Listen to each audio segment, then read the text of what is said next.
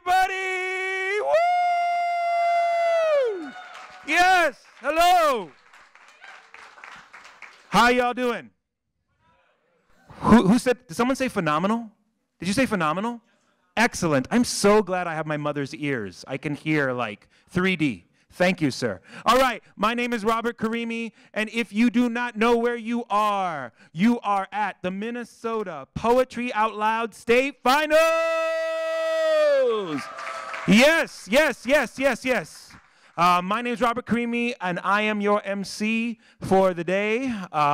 We have a wonderful lineup of people, and we have an incredible keynote speaker. We have fancy judges even. Like, we've got the fanciest judges. They're not even scoring me, and I'm trying to kiss up to them. They're just so fancy. So it's an incredible, incredible lineup, and I am first of all here to let you know, to do a little housekeeping before we begin.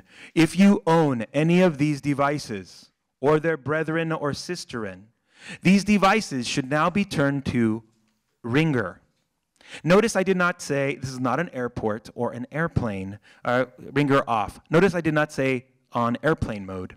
Because if you wish to take a photo or tweet or Facebook or whatever you want, there will be plenty of opportunity for you to do that. But just letting you know, ringer's off. Got it? Everybody got a ringer off, ringer off, ringer off? Awesome. Cool. I've got too many devices in my hands right now trying to show this example. Wow, that just brought everyone down when I told you to do that. Damn. I was like, damn, what a downer. God. All right. Just so that you know, how many of you, this is your first Poetry Out Loud event? Wow. Wow. How many of you, this is your first time being connected with something that's from the Loft Literary Center? Loft Literary. Do you know the Loft Literary Center? Yes, yes, yes, yes. I will explain both to you right now, and then we will continue on just real quickly. So, Poetry Out Loud, just so that you know, I'll give you the official. Can I get you all to hum with me? Hum, softly. Hum. Good. So while I do this, Poetry Out Loud is an exciting national poetry recitation competition sponsored by the National Endowment for the Arts, the Poetry Foundation, and state art agencies. Through the memorization and performance of classical and contemporary poetry, high school students build self-confidence and master public speaking skills while learning about art and literature. All right. Thank you, thank you, thank you, thank you. Give yourselves a hand. Give yourselves a hand. Excellent, excellent, excellent. Now, you may, again, if you do not know what the Loft Literary Center is, can you all please now snap for me? Thank you. The Loft Literary Center is one of the nation's leading literary arts centers. The Loft advances the artistic development of writers, fosters a thriving literary community, inspires a passion for literature, and unofficially, they didn't tell me to say this, it's one of the most bad places for people to go see literature, spoken word, and everything in between. Storytelling, you name it, it's awesome. All right, give yourselves a hand. Snapping. Yes. Excellent. Now, I'm being nice to you. I'm getting you. You didn't know that you had a role in this, so you're rehearsing your role right now. So, let's rehearse your role one more time. So, I want to see, I'm going to announce a name and a poet, for example, and I want to hear, I'm going to say, Fred from, I don't know, Fred, I don't even know Fred from Central High School, and then you're going to go, see, this is not, you're not rehearsing your part here. Fred from Central High School, go. Okay, that's your first practice. Okay, good, good, good. Okay, so, all right. So, we're going to start ourselves off before we get into the competition. We have an incredible keynote speaker. So, again, we're going to practice just before the keynote speaker comes out. Fred from Central High School. Perfect. This is going to be good, right, Ed? Yes, exactly. Good. I love this. All right. And anything, and if you need me to needle the judges, I'll do it all day. So don't worry about it. I got your back. They didn't know that it's dangerous for them to be this near me. So here we go. So to start us off with our keynote speech, we're very, very, very, very lucky today. Our keynote speaker comes all the way from Stearns County, Minnesota. and she teaches literature and creative writing at Gustavus, I always do this, Gustavus Adolphus.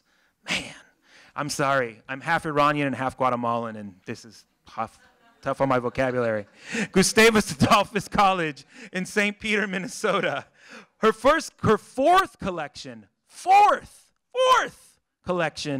of poetry, First Words, was published in 2010. In March 2012, House of Possibility, a letterpress edition of poems, was published by Accordion Press. And her latest collection, After Words, was published in May 2013. She is the second, get this, she's the second Minnesota Poet Laureate, succeeding Robert Bly. Yes, give all your energy, attention, and love to Joyce Sutphin. Give it up, everybody.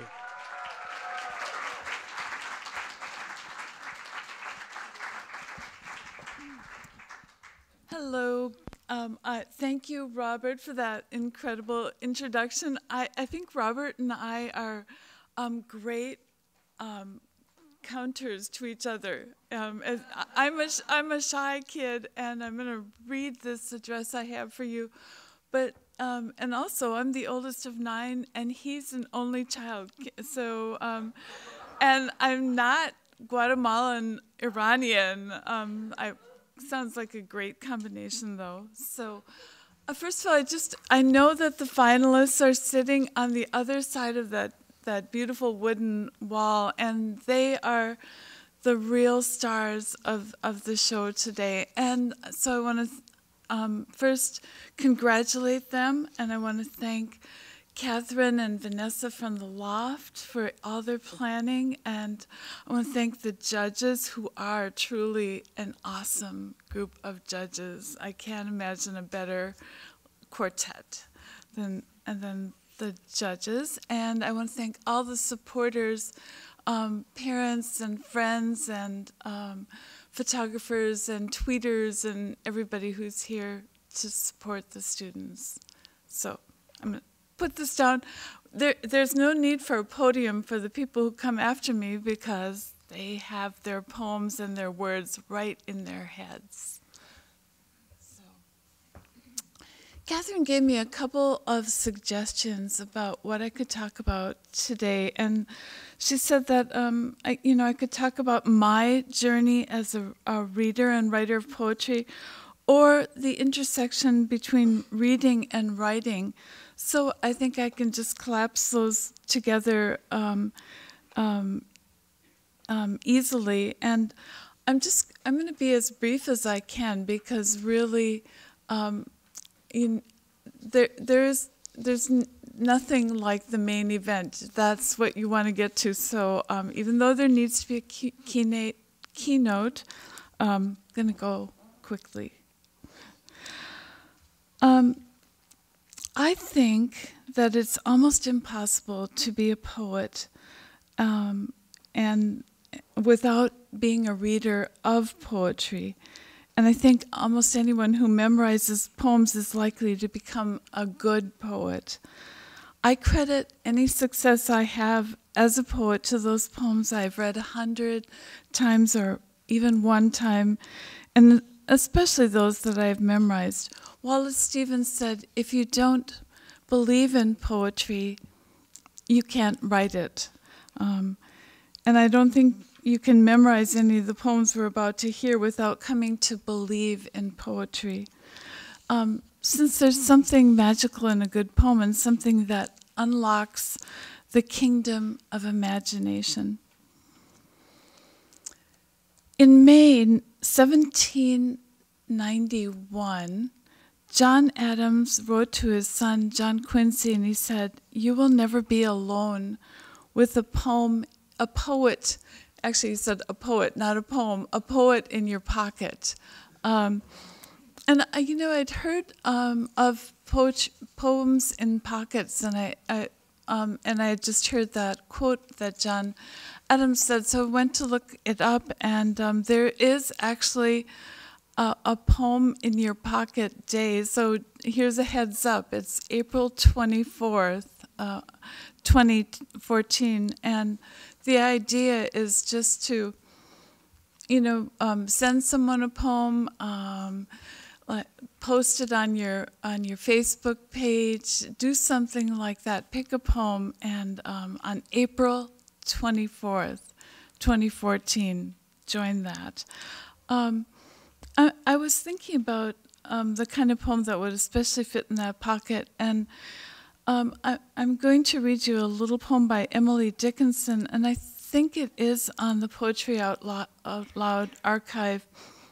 I'm sure you've heard it before. It just seems a perfect poem for a pocket. Hope. It's not called hope, is it? It's called Hope is the Thing with Feathers that perches in the soul and sings the song without the tune, without the words, and never stops at all. And sweetest in the gale is heard, and sore must be the storm that could abash the little bird that kept so many warm. I've heard it in the chillest land and on the strangest sea, but never in extremity it asked a crumb of me. You'll notice I looked at my paper when I said that. I do that poem by heart, but I tend to be best in my car when I'm driving between my house and Gustavus, and I say poems out loud all the time, but as soon as I get in front of a crowd, I get nervous, which is why I so admire the students. I know how well they're going to do and how awesome they're going to be, and I'm just so happy about that. When Adams wrote that quote about having a poem in the pocket, Emily Dickinson had not, the poem that I just said did not exist. And I just think it's a really amazing thing that in the 200 years since Adams wrote that, it's been like a galaxy that's expanded of poems that you could memorize. Poems by, lots more poems by women, poems by minorities, poems in translation, poems in motion, poems out loud, spoken word poems. I mean, it's just amazing what you can memorize. And sometimes you think it's like millions of cats, that children's book. How do you pick one poem? Which one should you pick? There's a really nice quote that I like to refer to by the poet Seamus Heaney, one of my favorite poets, and you probably know that he died last fall at age 74, or the end of August, actually. And here's some words from Seamus Heaney about memorizing poetry. He says, "What matters most in the end is the value that attaches to a few poems experienced and well remembered. If at the end of a year, students have been marked by even one poem that is going to stay with them, that will be a considerable achievement. Such a poem can come to feel like a prenatal possession, a guarantee of inwardness and a link to origin. It can become the eye of a verbal needle through which the growing person can pass again and again until it is known by heart and becomes a path between heart and mind, a path by which the individual can enter repeatedly into the kingdom of rightness." Isn't that great? That's a long quote, but I think it's so perfect for today because it emphasizes the importance of a single, or a couple single and particular poems, not just poetry in general. And it brings in the idea of memorizing, and because it tells what happens when a person gets a poem by heart, how it becomes all of those amazing things that Heaney lists. It's awkward, sorry. a prenatal possession. A prenatal possession. I just like to stop for a second and think about that. A guarantee of inwardness and a link to origin. In addition, the process of getting to know a poem and knowing it over time causes something transformative to happen in the person. It becomes a path between heart and mind, a path by which the individual can enter repeatedly into the kingdom of rightness. So the kingdom of rightness is what's happening here today. I just have a little more. I really almost just want to take myself off the stage and say, let the show start, let everything begin. But when you agree to give a little speech, you should keep it at least within the parameters of things. So I'm going to do one thing, and I hope this will be interesting to you. I'm going to tell you how a poem I memorized, so that I read, memorized, how that became writing. So that to answer that question about how reading poems and memorizing poems especially has affected me as a writer. A couple of years ago, I was reading a book called Now All Roads Lead to France. And that's a kind of awkward title, isn't it? Now All Roads Lead to France. It was about a poet named Edward Thomas. I'm not sure if any of his poems are in the archive. He was English, and he was killed in World War I. And the book concentrates on his life before he enlisted.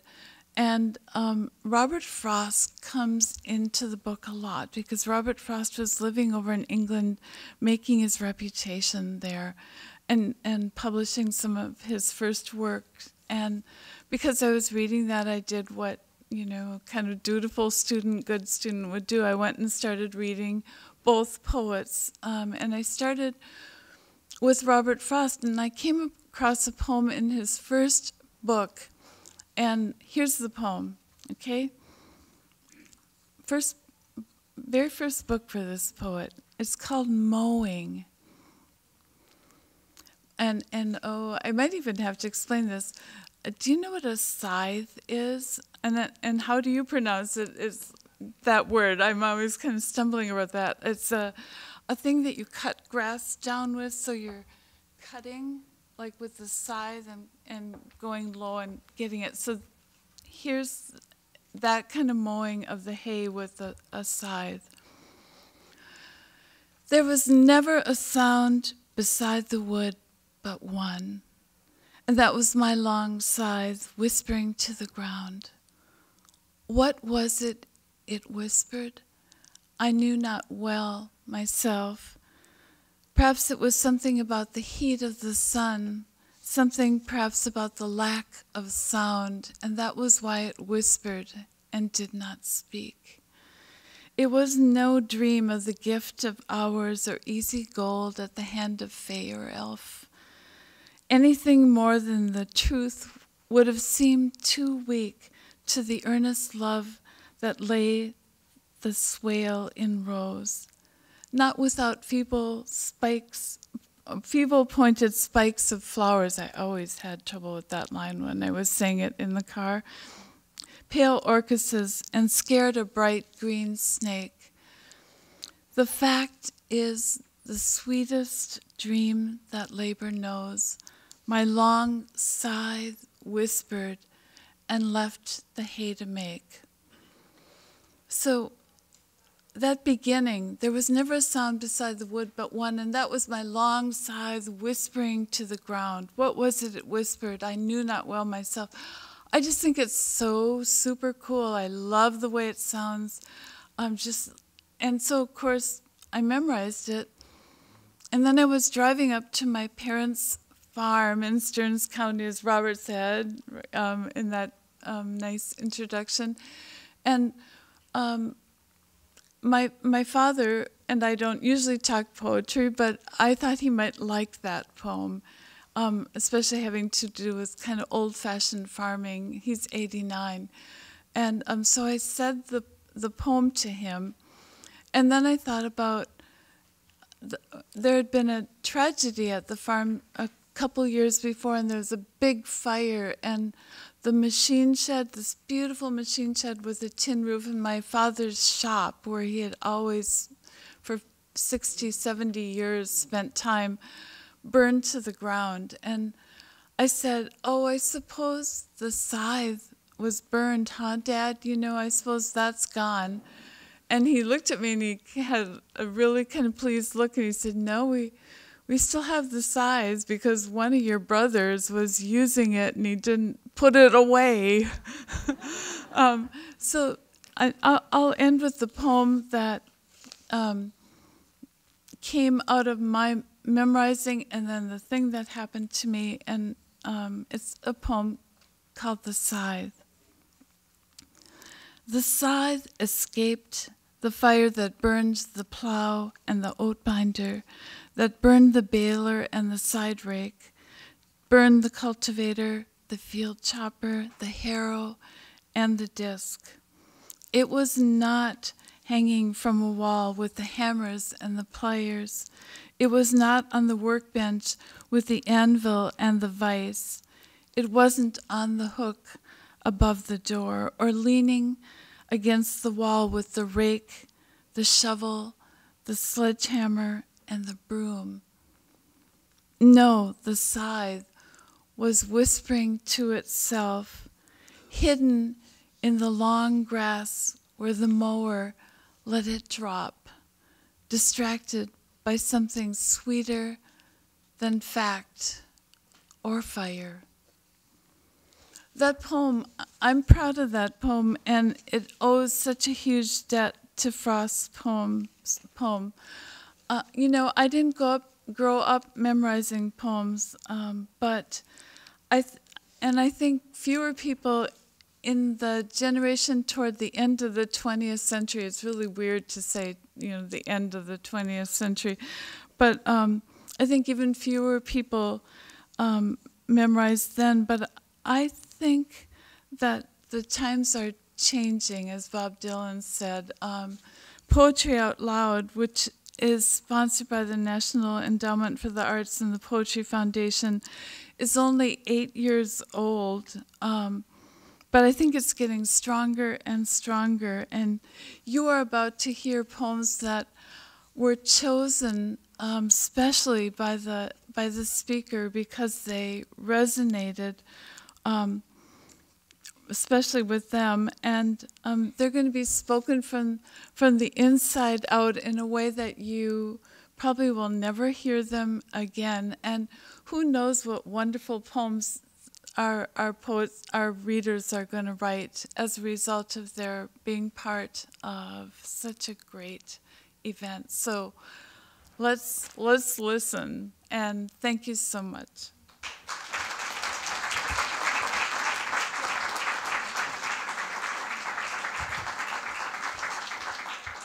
One more time for Joyce Sutphin. Start us off.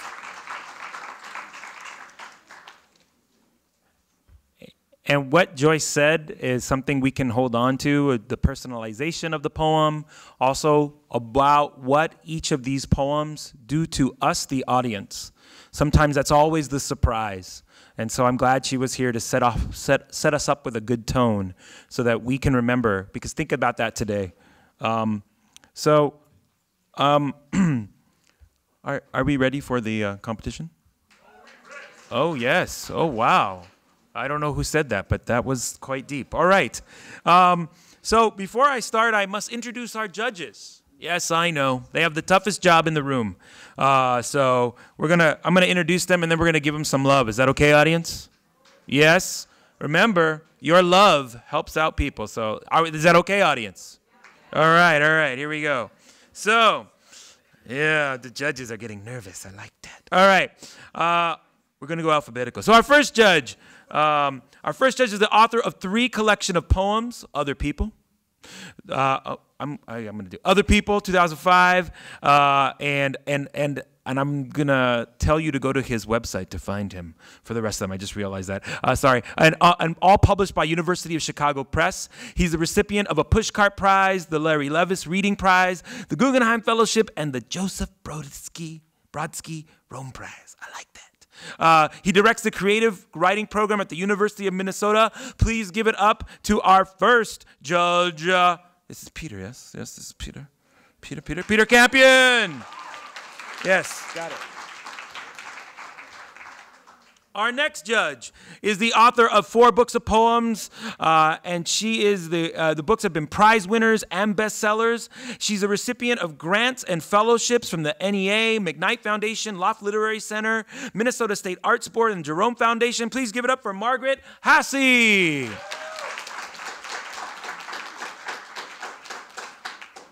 Our next judge is the author of 2 books of poetry and prose, winner of the American Book Award and Minnesota Book Award, winner of the Penn Open Book Award and the Asian American Literary Award. Please give it up for Ed Buckley.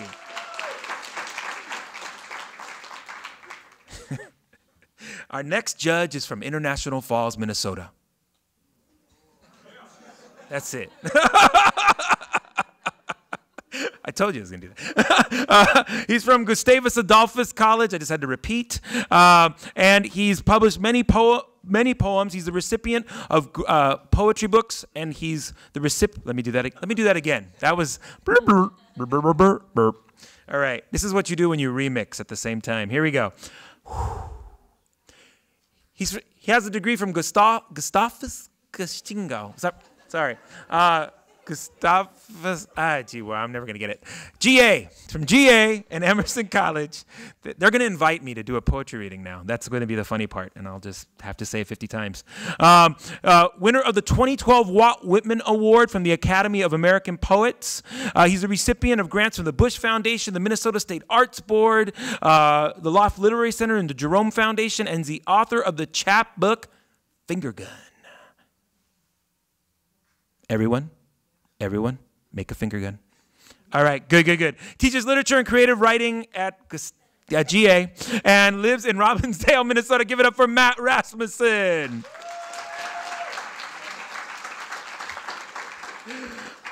I was trying to edit. I know, try.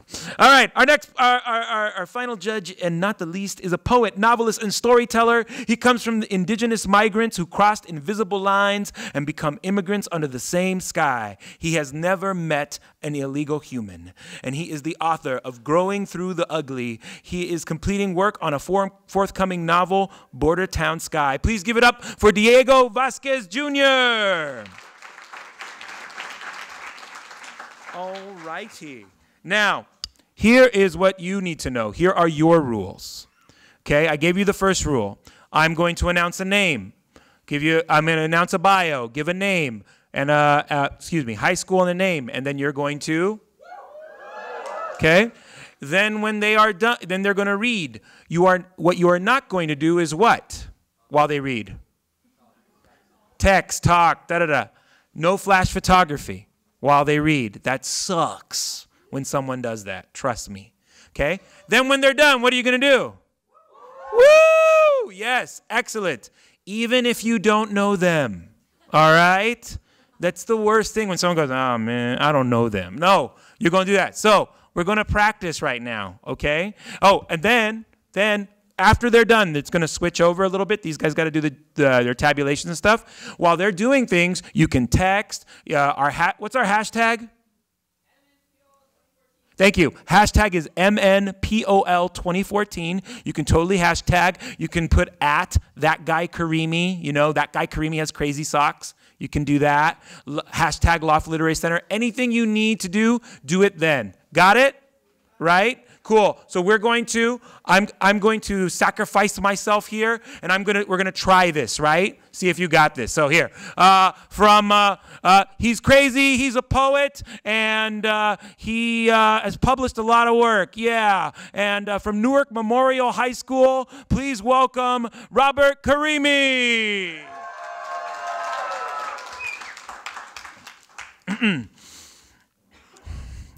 The title is mixed up poems that only an ADD kid remembers. May I feel, said he, rage, rage, rage against the dying of the light. May I feel, said he, so much depends upon a may I feel, said he, rose, I mean, she is a rose in a whiskey glass. So much depends on we, real cool, we, skip school, we, so much depends on raw, ready, 30 at the corner, Blackstone, we real. So much depends on who were the cooks at Thebes. Who were the ones that paid the bills? Does an ant go off a mountain of salt or sugar? So much depends upon a red wheelbarrow glazed with white chickens. Chicken, dinner, chicken, dinner, chicken, dinner. We real. It was around Ramadan, and I was wondering whether I should fast every Friday for 40 days and give up something like liver or C-SPAN for Lent. We real. Cool. Thank you.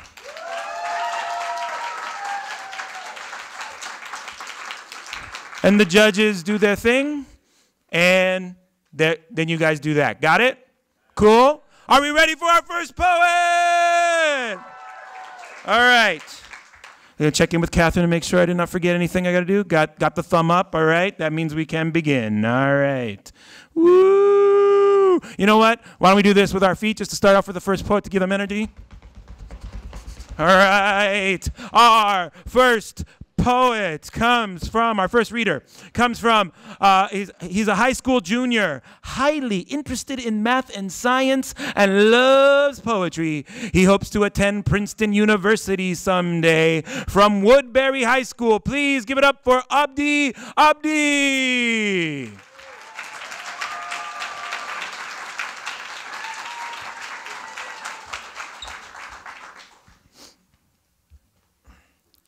Solitude by Ella Wheeler Wilcox. Laugh, and the whole world laughs with you. Weep, and you weep alone, for the sad old earth must borrow its mirth, but has trouble enough of its own. Sing, and the hills will answer. Sigh, and it's lost on the air. The echoes bound to a joyful sound, but shrink from voicing care. Rejoice, and men will seek you. Grief, and they turn and go.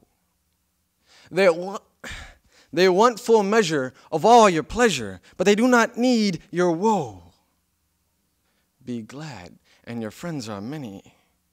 Be sad, and you lose them all.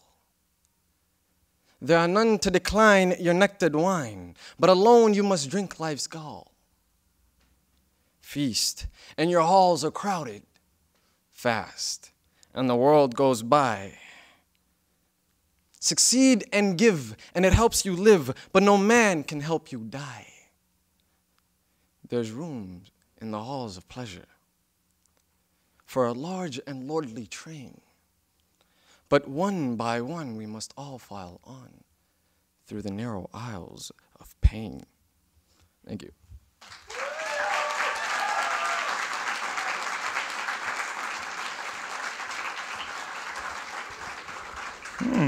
Way to start it off. Good. They're judging. You're texting, right? You're doing your thing. Good, good, good. Am I to wait and... Do I have to wait for them? I can. Okay, good. All right. Ready for the next one? Yes? Okay, good. All right. Our next performer loves reading and writing poetry. It's her dream to perhaps one day live to share those writings with the world. please give it up from Ubah Medical Academy, Faiza Abubakar.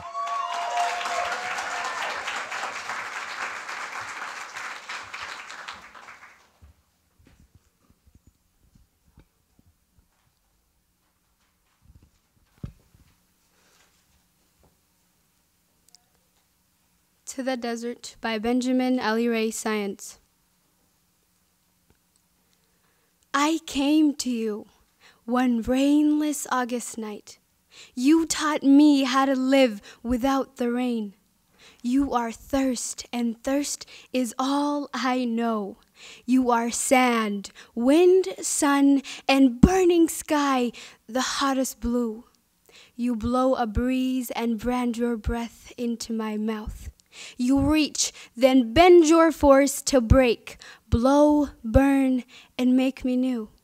You wrap your name tight around my ribs and keep me warm. I was born for you. Above, below, by you surrounded. I wake to you at dawn, never break your knot.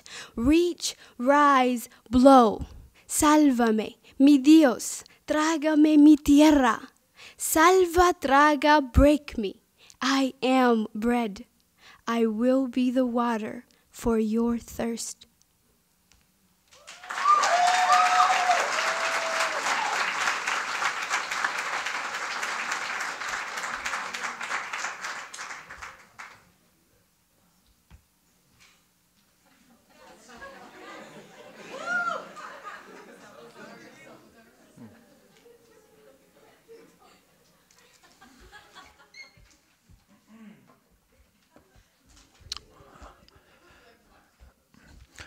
Our next performer,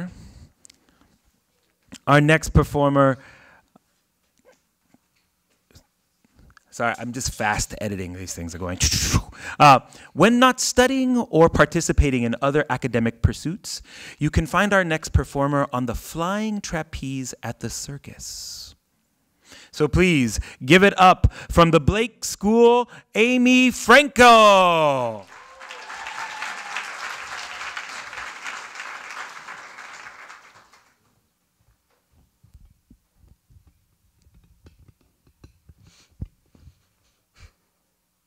Candles by Carl Dennis.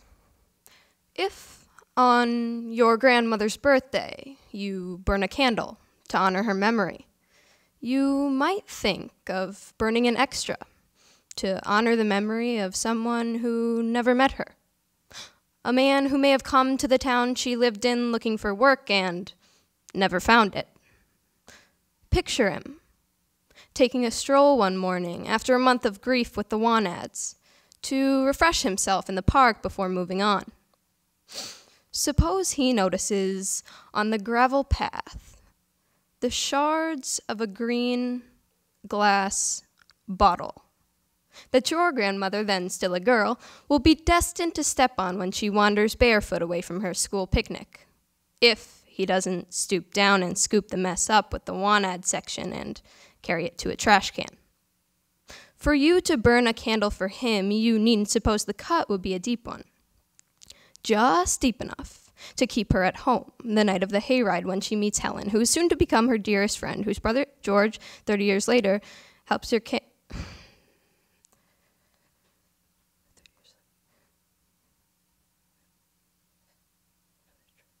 whose brother George, 30 years later, helps your grandfather with a candle.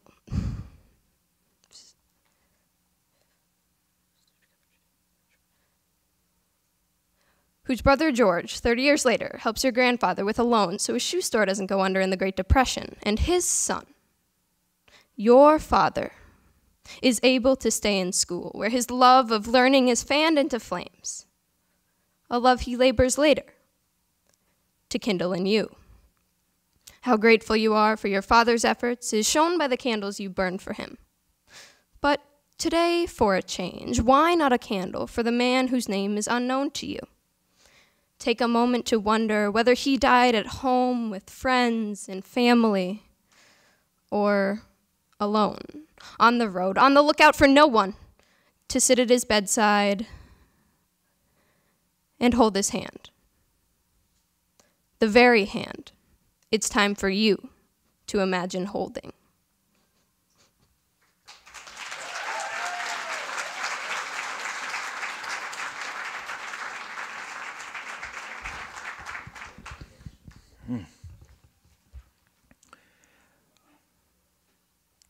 Our next performer enjoys reading and writing her own books and would love to attend college and one day become a best-selling author or a medical examiner. So please give it up from PYC Arts and Tech High School, Alexis Hall.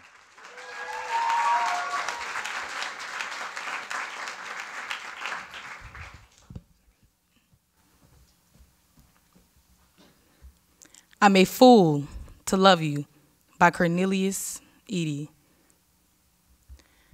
Some folks would tell you the blues is a woman, some type of supernatural creature. My mother would tell you, if she could, about her life with my father, a strange and sometimes cruel gentleman. She would tell you about the choices a young black woman faces. Is falling in love with some man a deal with the devil? In blue terms, the tongue we use when we don't want nuance to get in the way, when we need to talk straight. My mother chooses my father after choosing a man who was, as we sing it, of no account. This man made my father look good. That's how bad it was. He made my father seem like an island in the middle of a stormy sea. He made my father look like a rock. And it's the blues, the moment you realize you exist in a stacked deck, you look in the mirror at your young face, the face my sister carries, and you know it's the only leverage you got. Does this create a hurt that whispers, how you going to do? Is the blues the moment you shrug your shoulders and agree a girl without money is nothing, dust to be pushed around by any old breeze? Compared to this, my father seems briefly to be a fire escape. This is how the blues works. It's sorry wonders. Makes trouble look like a featherbed. Makes the wrong man's kisses a healing.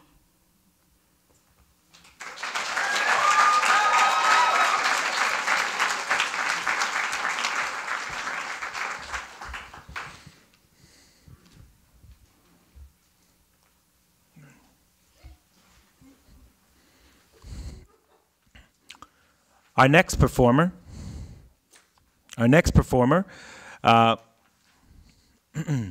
participates in Knowledge Bowl, Business Professionals of America, speech, band, choir, drama, student leaders, Russian conversation table, it's amazing, Envirothon, and of course, Poetry Out Loud. Please give it up for Morris Area High School, Yasha Hoffman.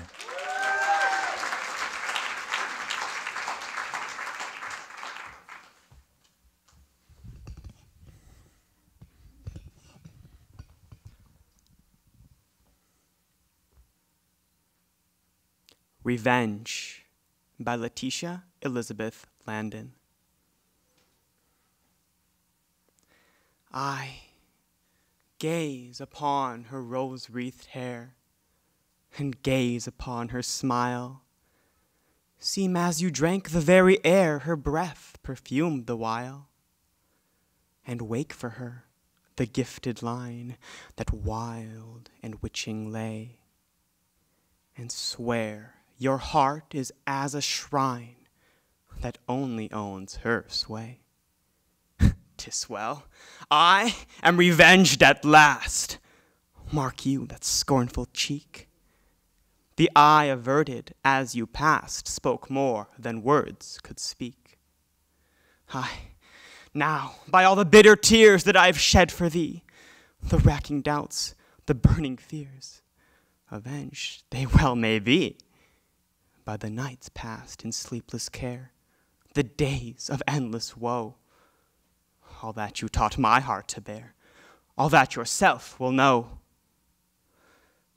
I would not wish to see you laid within an early tomb. I should forget how you betrayed, and only weep your doom. But this is fitting punishment, to live and love in vain. O my wrung heart, be thou content, and feed upon his pain. Go thou, and watch her lightest sigh. Thine own it will not be, and bask beneath her sunny eye. It will not turn on thee. 'Tis well, the rack, the chain, the wheel, far better hadst thou proved. Even I could almost pity feel, for thou art nor beloved.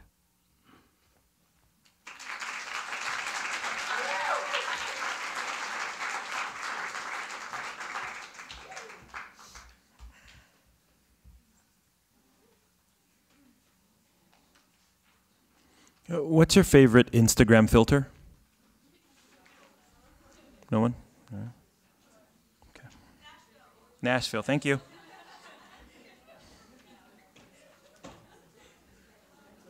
Okay, done.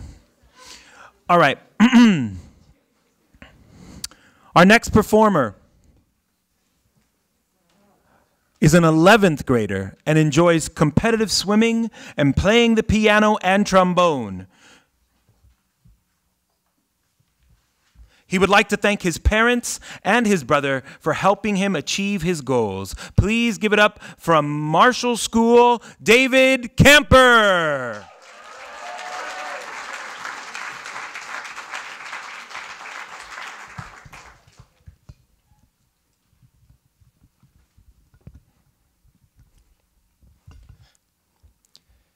To David, about his education, by Howard Nemerov. The world is full of mostly invisible things, and there is no way but putting the mind's eye or its nose in a book to find them out. Things like the square root of Everest, or how many times Byron goes into Texas, or whether the law of the excluded middle applies west of the Rockies. For these and the like reasons, you have to go to school and study books and listen to what you are told and sometimes try to remember. Though I don't know what you will do with the mean annual rainfall on Plato's Republic or the calorie content of the diet of worms, such things are said to be good for you. And you will have to learn them in order to become one of the grown-ups who sees invisible things neither steadily nor whole, but keeps gravely the grand confusion of the world under his hat, which is where it belongs, and teaches small children to do this in their turn.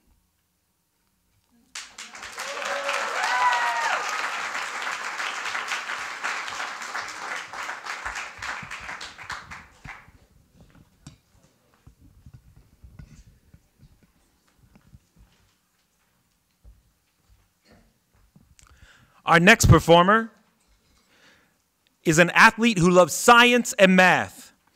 And poetry out loud is a personal challenge that has pushed her far outside her comfort zone. So please give it up from Big Lake High School, Laurel Peterzak.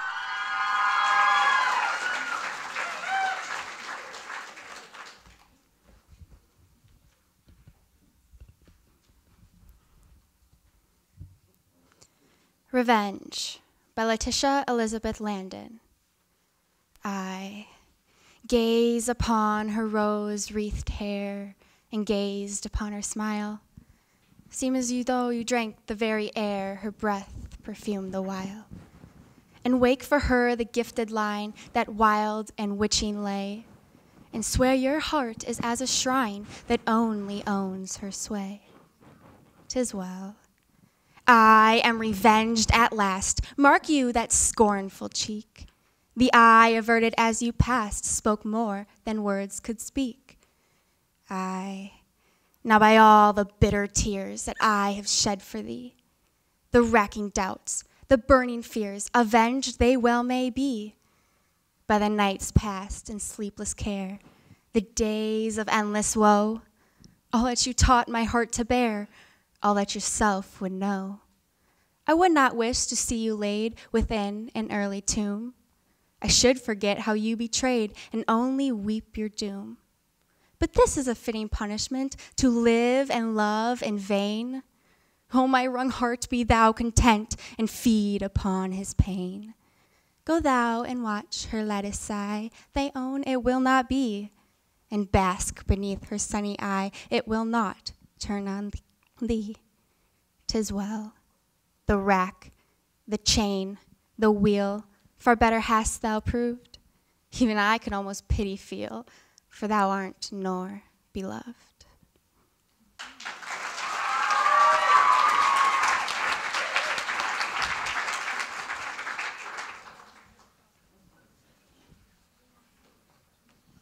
I heard you, Big Lake. I heard you. All right.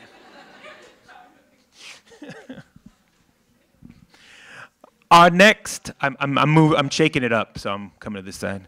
Our next performer participates in many event activities and always makes sure to give them 100%. Our next performer enjoys new experiences and making new friends and memories. Please give it up from Adrian High School, Justice Redding.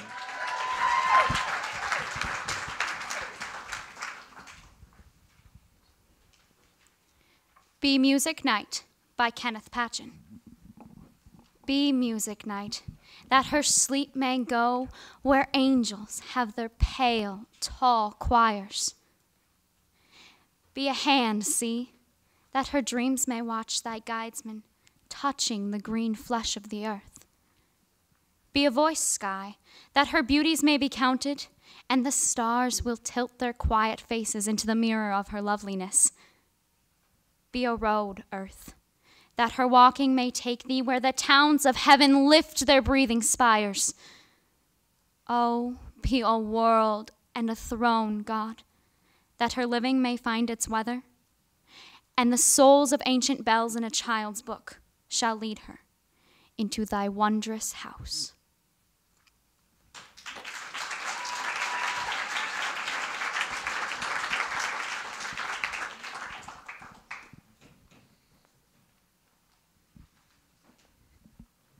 We have double participation here from Adrian High School next. This is, wow, good. Our next performer is passionate about cross-country and reading and has competed at the state cross-country meet 4 times. Please give it up from Adrian High School, Morgan Sauer. Thank you.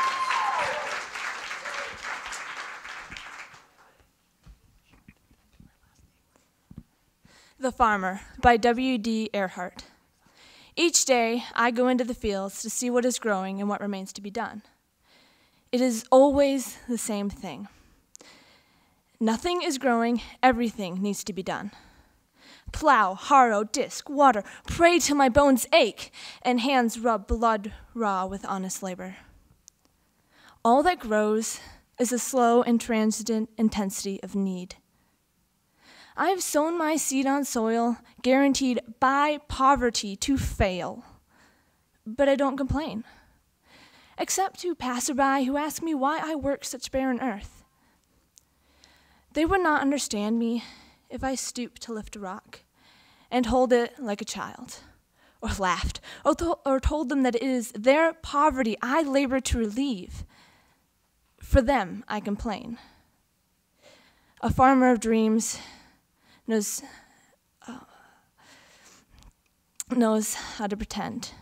A farmer of dreams knows what it means to be patient. Each day I go into the fields.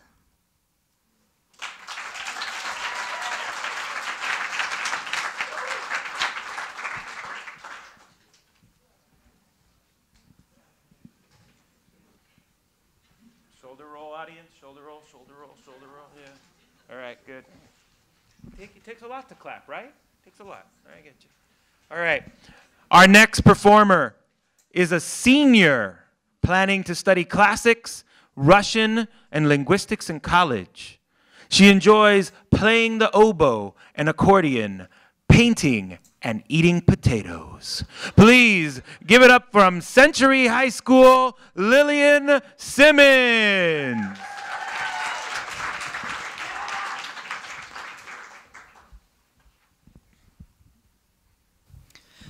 Monet Refuses the Operation by Lizelle Mueller. Doctor, you say there are no halos around the streetlights in Paris, and what I see is an aberration caused by old age, an affliction. I tell you, it has taken me all my life to arrive at the vision of gas lamps as angels, to soften and blur and finally banish the edges you regret I don't see, to learn that the line I called the horizon does not exist, and sky and water, so long apart, are the same state of being. 54 years before I could see, Rouen Cathedral is built of parallel shafts of sun. And now you want to restore my youthful errors. Fixed notions of top and bottom, the illusion of three-dimensional space, wisteria separate from the bridge it covers.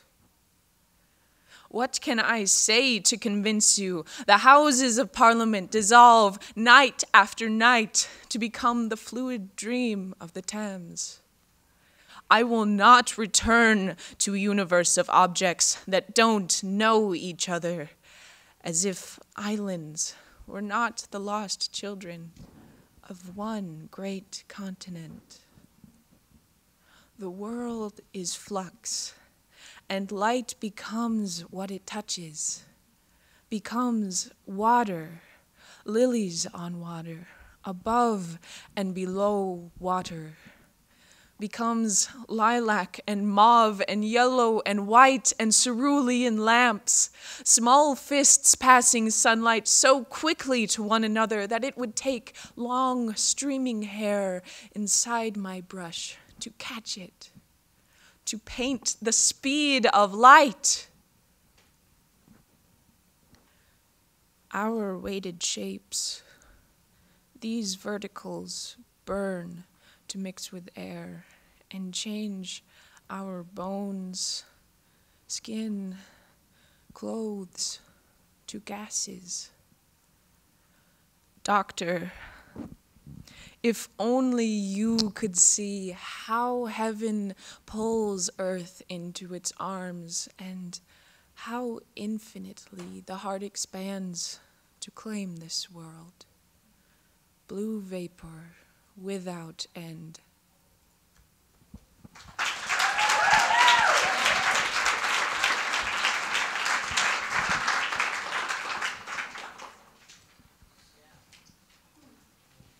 I know what you all are doing. I know that you're making a list of all these poems that you need to start reading. I know it. I know you're doing it. I know it. I know it. Our next performer is the editor of her high school newspaper and a veteran choral singer. She brings her love of literature and arts to poetry out loud. Please give it up from Woodbury High School, Chloe Spencer.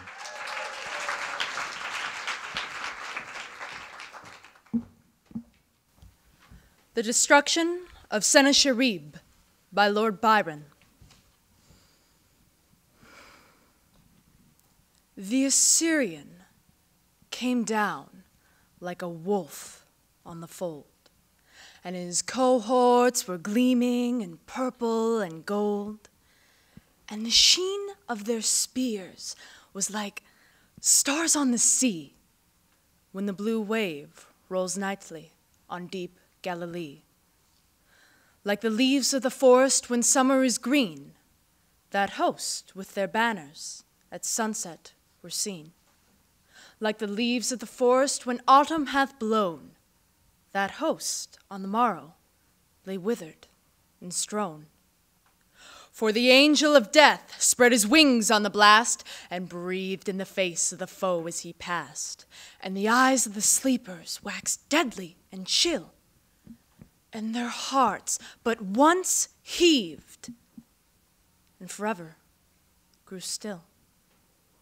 And there lay the steed, with his nostril all wide, but through it there rolled not the breath of his pride, and the foam of his gasping lay white on the turf, and cold as the spray of the rock-beating surf.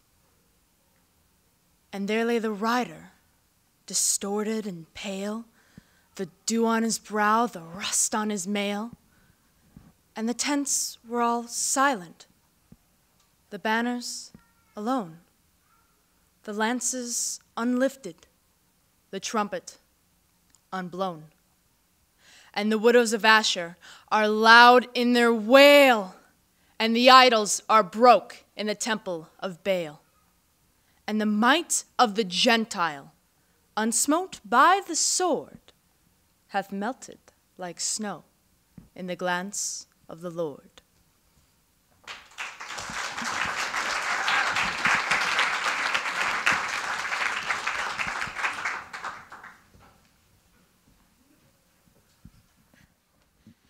Our next performer is a junior at Marshall. Second Marshall, yes. And is the captain of his football team. He participates in basketball and track and loves to spend his free time with his friends and loves to eat in general, but especially his mom's lasagna. He hopes to one day become an anesthesiologist because he enjoys the idea of knocking people out with his knowledge of chemistry, which is his favorite class. Please give it up from Marshall School, Jeremy Steffen.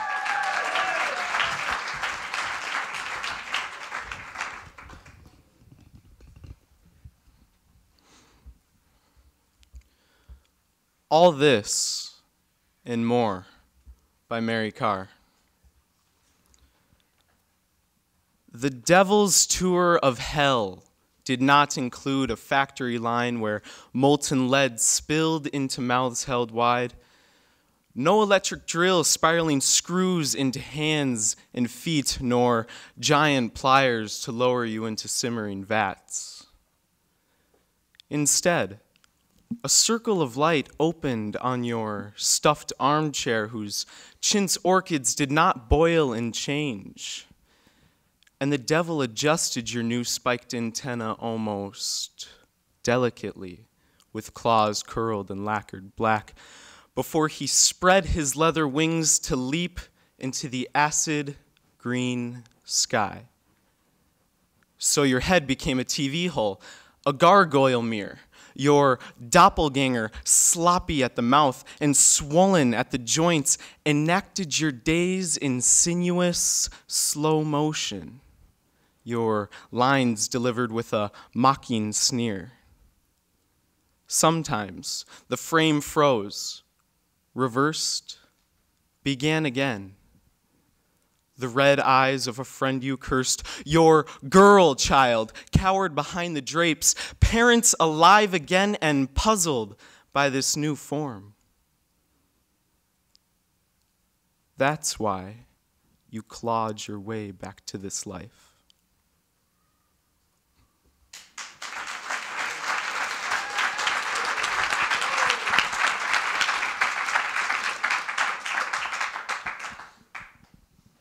I haven't made any point to notice the judges, but, you know, we're looking at them, right? All right. And just in case you don't know, there are 2 rounds tonight. I know I did not explain that today, so we are in round 1. We're coming towards the end of it. So our next participant, our next performer, is a senior at Trek North High School. She has participated in Poetry Out Loud the past 4 years and will be attending College next year. Please give it up from Trek North Junior and Senior High School, Kennedy Stomberg.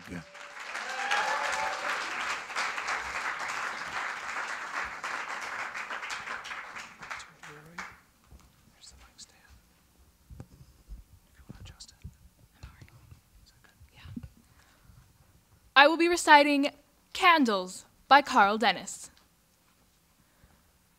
If, on your grandmother's birthday, you burn a candle to honor her memory, you might think of burning an extra to honor the memory of someone who never met her, a man who may have come to the town she lived in looking for work and never found it.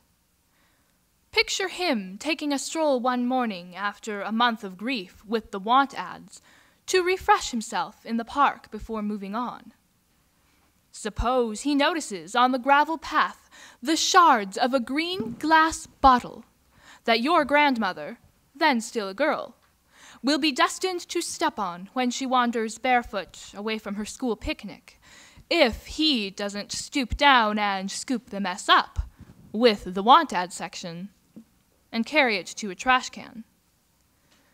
For you to burn a candle for him, you needn't suppose the cut would be a deep one, just deep enough to keep her at home the night of the hayride, when she meets Helen, who is soon to become her dearest friend, whose brother, George, 30 years later, helps your grandfather with a loan so his shoe store doesn't go under in the Great Depression, and his son, your father, is able to stay in school where his love of learning is fanned into flames, a love he labors later to kindle in you.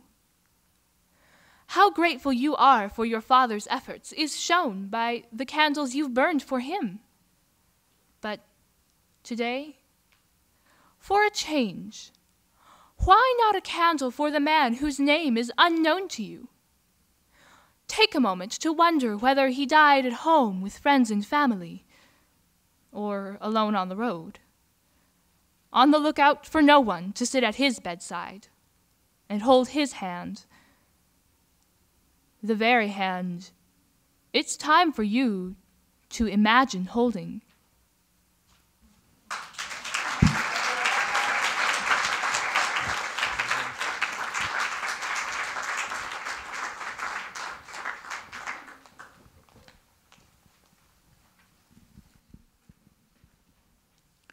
And our final poet, performer of round one, is a junior at Arcadia Charter School.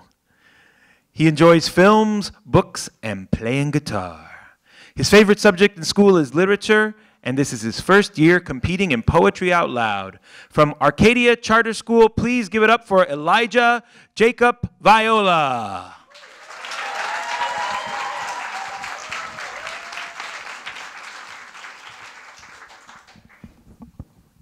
Ozymandias by Percy Bysshe Shelley.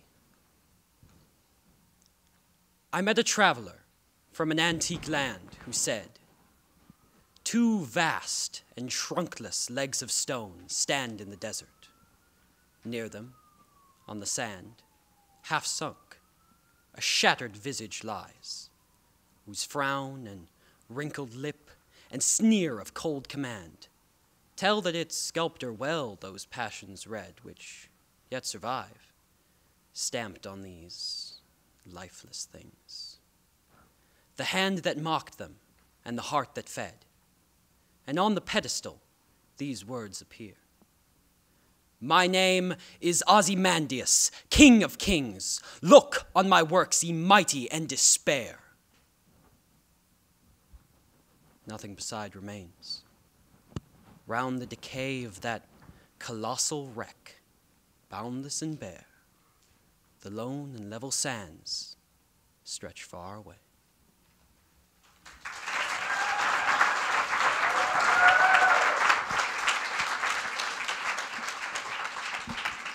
Let's give it up for all the poets in round one.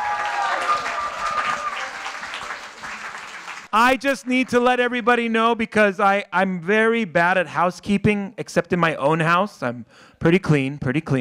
I just need to let you know, just so that you know, what the evaluation criteria and what are we doing, what's the round structure, so that you're aware. We just finished round one.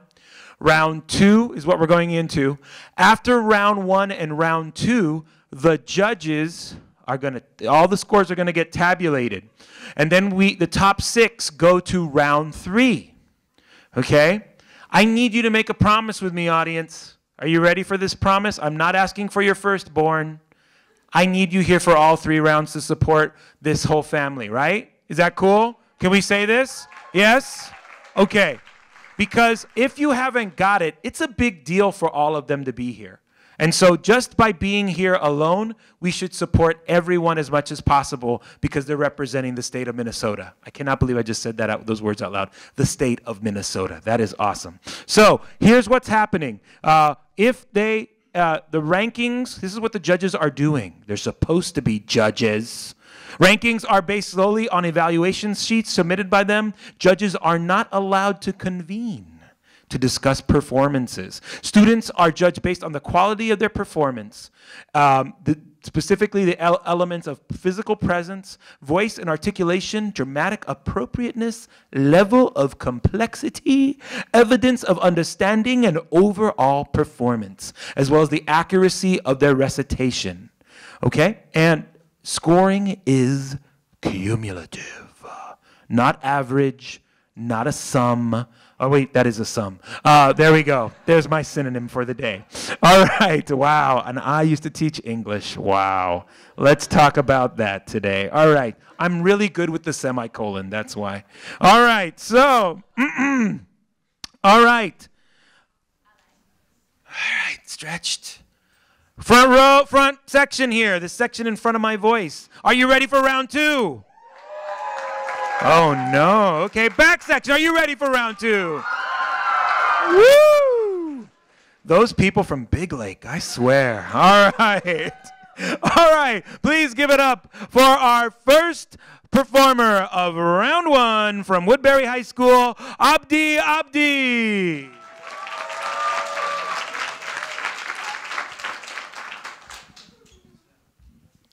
The Song of the Smoke by W.E.B. Du Bois. I am the Smoke King. I am black. I am swinging in the sky. I am ringing worlds awry. I am the thought of throbbing mills. I am the soul of the soul toil kills. Wraith of the ripple of trading rills, up I am, curling from sod. I am whirling home to God. I am the Smoke King. I am black. I am the Smoke King. I am black. I am wreathing broken hearts. I am sheathing love's light darts. Inspiration of iron times, wetting the toil of toiling climes, shedding the blood of bloodless crimes. Lord, lowering mid the blue, torrid towering toward the true. I am the Smoke King. I am black. I am the Smoke King. I am black. I am darkening with song. I am hearkening to wrong. I'll be black as blackness can, the black of the mantle, the mighty of the man. For blackness was ancient ere whiteness began. I'm daubing God in night. I'm swabbing hell in white. I am the Smoke King. I am black. I am the Smoke King. I am black. I am cursing ruddy morn. I am hearsing hearts inborn. Souls unto me are as stars in a night. I whiten my black men, I blacken my white. What's the hue of a hide to a man in his might? Hail, great gritty grimy hands. Sweet Christ, pity toiling lands. I am the Smoke King. I am black. Thank you. That was Abdi. Keep it going. Keep the energy going for our next performer, Faiza from Ubah Medical Academy, Faiza Abubakar.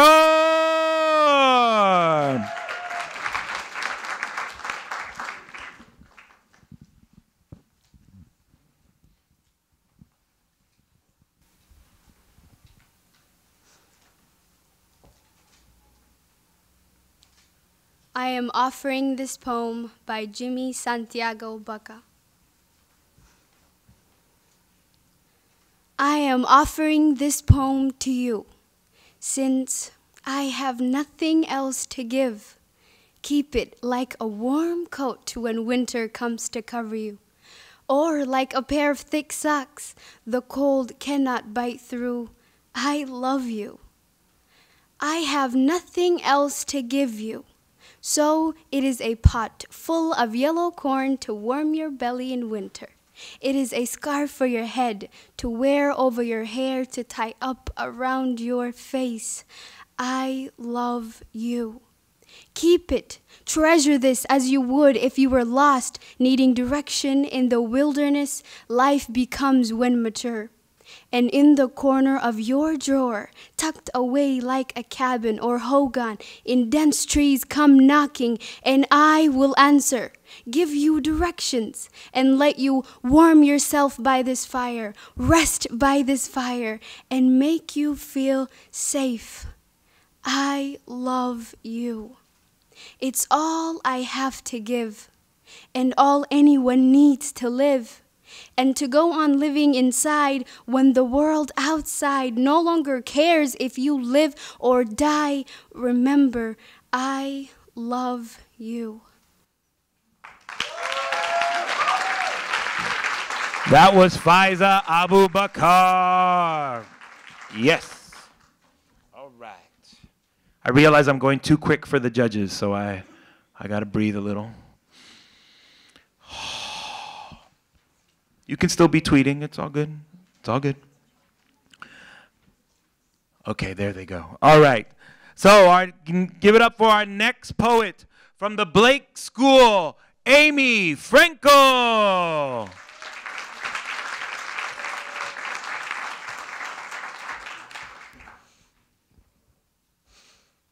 Traveling Through the Dark by William E. Stafford.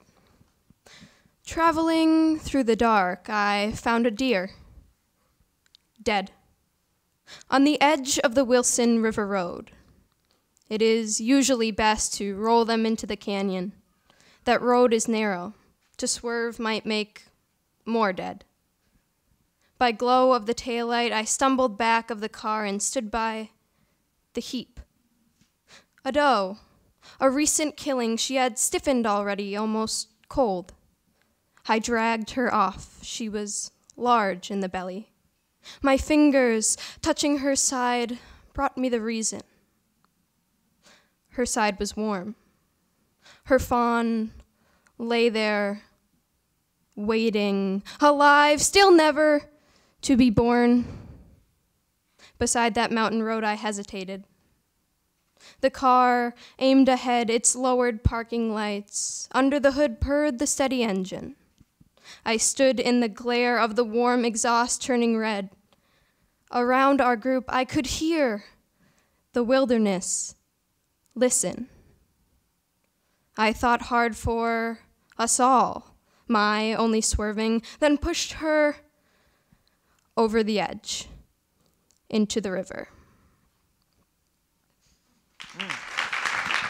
Amy Frankel, everybody. Yes. Are you having a good time? Yes, thank you very much. Okay, good. And where do you live? I am from Duluth. I'm the mom that makes the awesome lasagna. Yes. Okay, and what is the secret of said lasagna? I can't share that with you. All right, thank you, thank you, thank you. Real cook there. That's real talk from a real cook there. Excellent, excellent. All right, please give it up for our next performer from PYC Arts and Tech High School, Alexis Hall.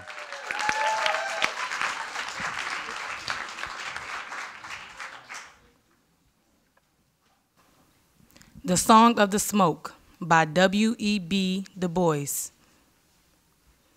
I am the smoke king. I am black. I am swinging in the sky. I am ringing worlds awry. I am the thought of the thriving mills. I am the soul of the soul toil kills. Race of the ripple of trading reels. Up I'm curling from the side. I am whirling home to God. I am the smoke king. I am black. I am the smoke king. I am black. I am breathing broken hearts. I am sheathing love's light darts. Inspiration of iron times, wetting the toil of toiling climes, shedding the blood of bloodless crimes, lurid lowering mid the blue, toward towering, toward the true. I am the smoke king. I am black. I am the smoke king. I am black. I am darkening with song. I am hearkening too wrong. I will be black as blackness can. The blacker the mantle, the mightier the man. For blackness was ancient, ere whiteness began. I am daubing God and night. I am swabbing hell and white. I am the smoke king. I am black. I am the smoke king. I am black. I am cursing ruddy morn. I am hurting hearts unborn. Souls unto me are as stars in the night. I whiten my black man, I blacken my white. What's the hue of a hide to a man in his might? Hell, great gritty grimy hands. Sweet Christ, pity toiling lands. I am the smoke king. I am black. Give it up. That was Alexis Hall. Yes. Hello, camera. Yes. Our next performer from Morris Area High School. Please give it up for Yasha Hoffman.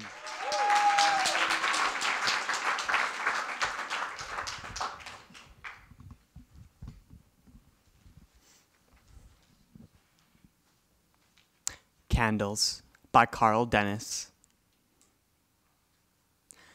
If on your grandmother's birthday you burn a candle to honor her memory, you might think of burning an extra to honor the memory of someone who never met her. A man who may have come to the town she lived in, looking for work and never found it.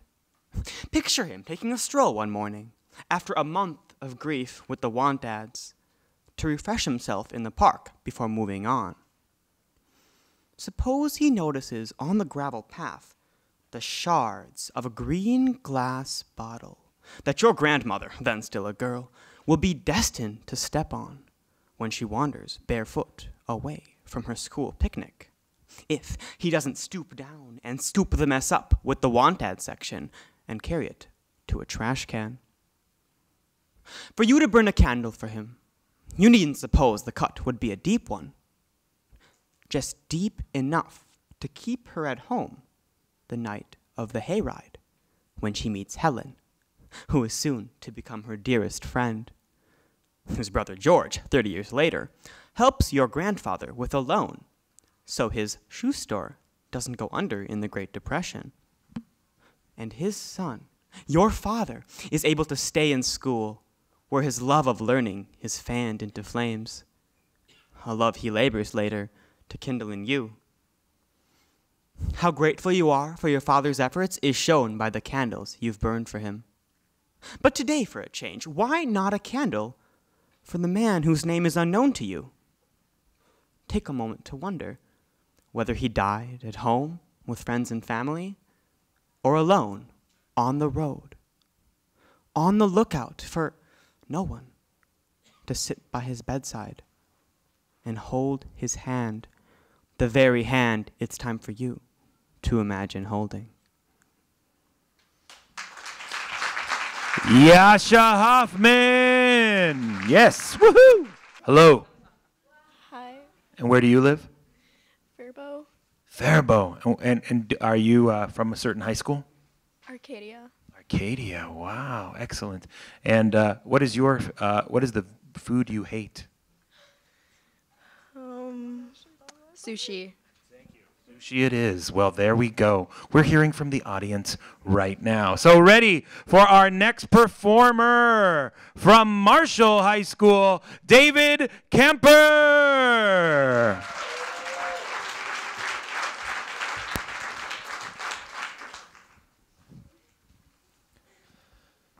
Past Lives Therapy by Charles Simic. They explained to me the bloody bandages on the floor in the maternity ward in Rochester, New York.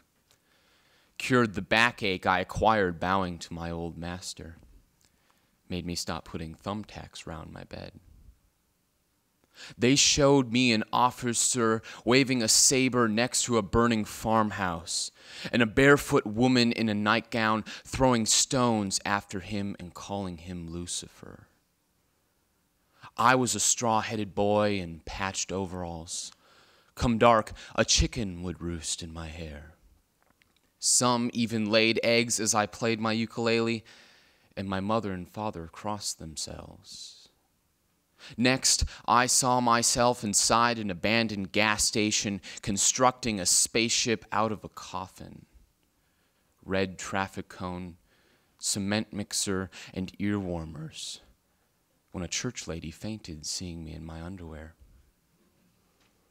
Some days, however, they opened door after door, always to a different room, and could not find me. There'd be only a small squeak now and then, as if a miner's canary got caught in a mousetrap.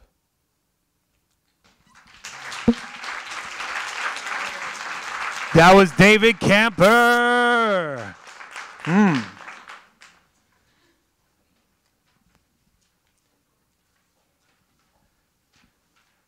Our next performer, give it up from Big Lake High School, Laurel Peterzak.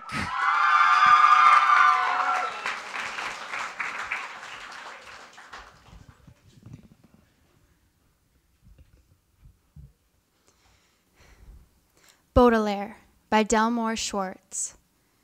When I fall asleep, and even during sleep I hear quite distinctly voices speaking, whole phrases, commonplace and trivial, having no relation to my affairs.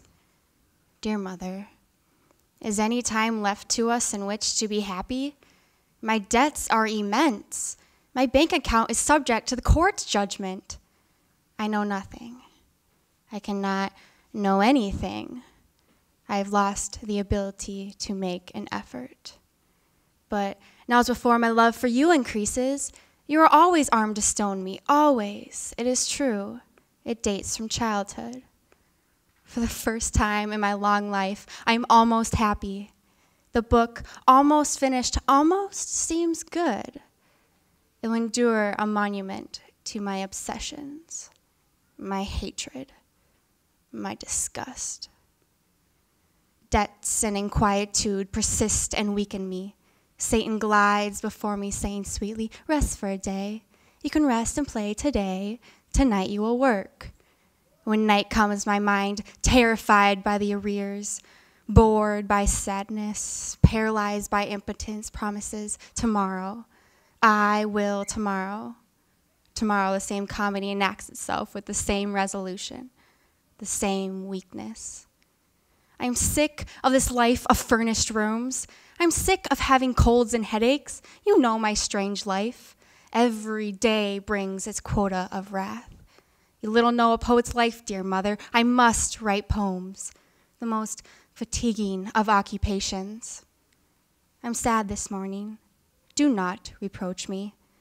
I write from my cafe near the post office, amid the click of billiard balls, the clatter of dishes, the pounding of my heart. I've been asked to write a history of caricature. I've been asked to write a history of sculpture. Shall I write a history of the caricatures of the sculptures of you in my heart? Although it costs you countless agony, although you cannot believe it necessary and doubt that the sum is accurate, please send me money, enough for at least 3 weeks. Laurel Peterzak. Woo!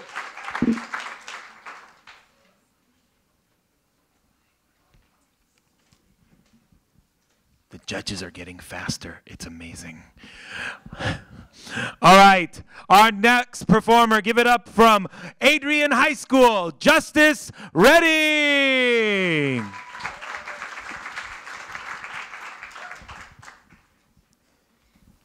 For the Young Who Want to, by Marge Piercy. Talent is what they say you have after the novel is published and favorably reviewed. Beforehand, what you have is a tedious delusion, a hobby like knitting. Work is what you have done after the play is produced and the audience claps. Before that, friends keep asking when you are planning to go out and get a job. Genius is what they know you had after the 3rd volume of remarkable poems. Earlier, they accuse you of withdrawing, ask why you don't have a baby, call you a bum. The reason people want MFAs, take workshops with fancy names, where all you can really learn are a few techniques, typing instructions, and somebody else's mannerisms, is that every artist lacks a license to hang on the wall. Like your optician, your vet, proving you may be a clumsy sadist whose fillings fall into the stew, but you're certified a dentist. The real writer is one who really writes. Talent is an invention like phlogiston after the fact of fire. Work is its own cure. You must like it better than being loved.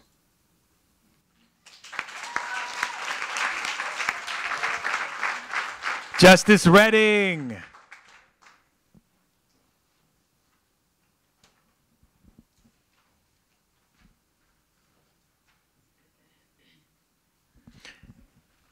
Ready for the next performer, everyone?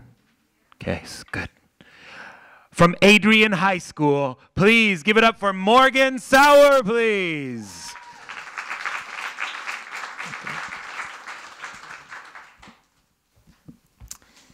Fairy Tale Logic by A.E. Stallings.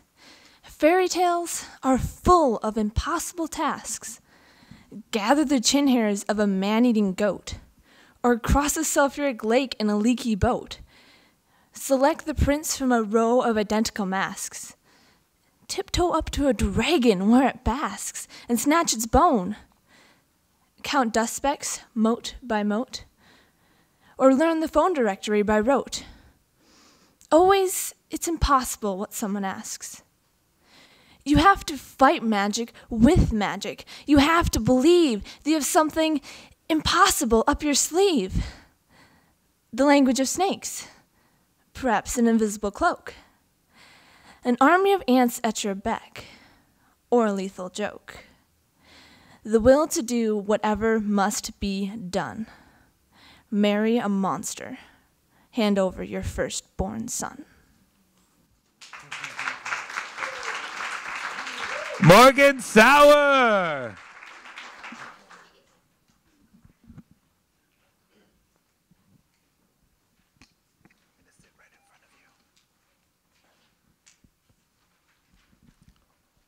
Hello. Our next performer. I'll be loud, but I'm just doing this. Our next performer comes from Marshall High School. Is it not Marshall High School? It says Marshall School. Man, did I mess up? You guys are good. No, you got me. Wow. I made my 3rd flub. All right, here we go. All right, please give it up for Century High School, Lillian Simmons.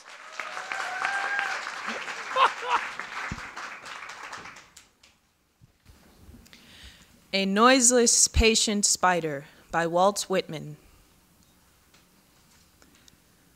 A noiseless patient spider I marked where on a little promontory it stood, isolated. Marked how to explore the vacant, vast surrounding. It launched forth filament out of itself, ever unreeling them, ever tirelessly speeding them.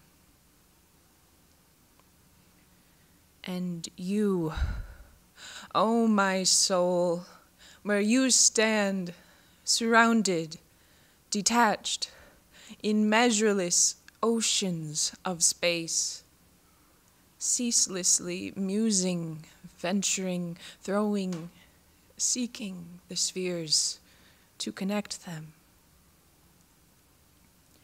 Till the bridge you will need be formed, till the ductile anchor hold, till the gossamer thread you fling catch somewhere, oh my soul.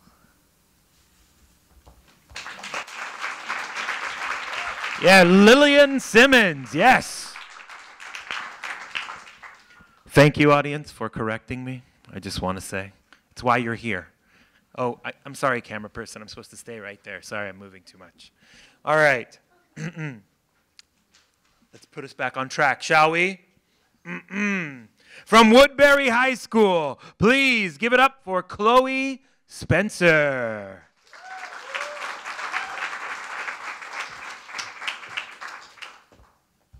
The Pomegranate and the Big Crowd by Alberto Rios. Ventura, because she was hungry and because she was curious, but more because she was curious, took the dare, a kiss for a pomegranate. Everyone gathered, her friends and his.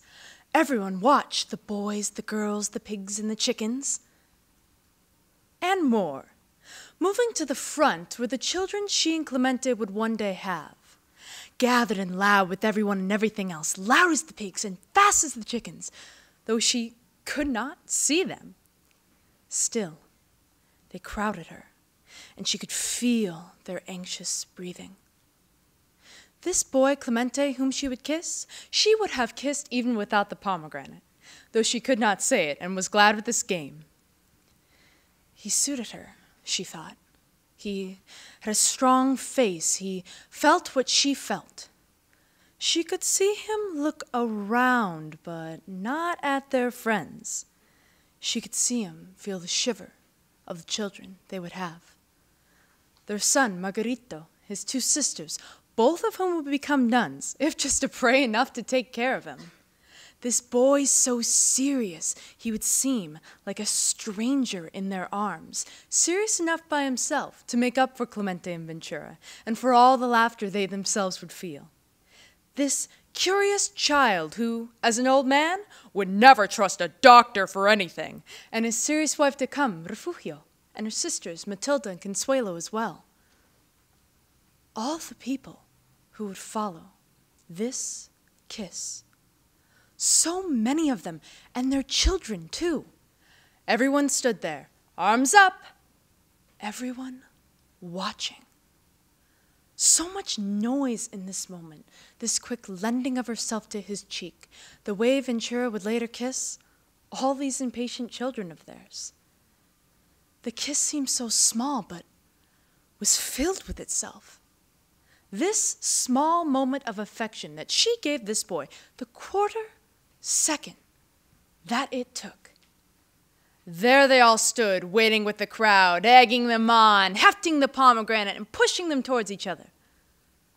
Clemente and Ventura, in that quarter-second, lived their lives. A quarter-second, not finished yet.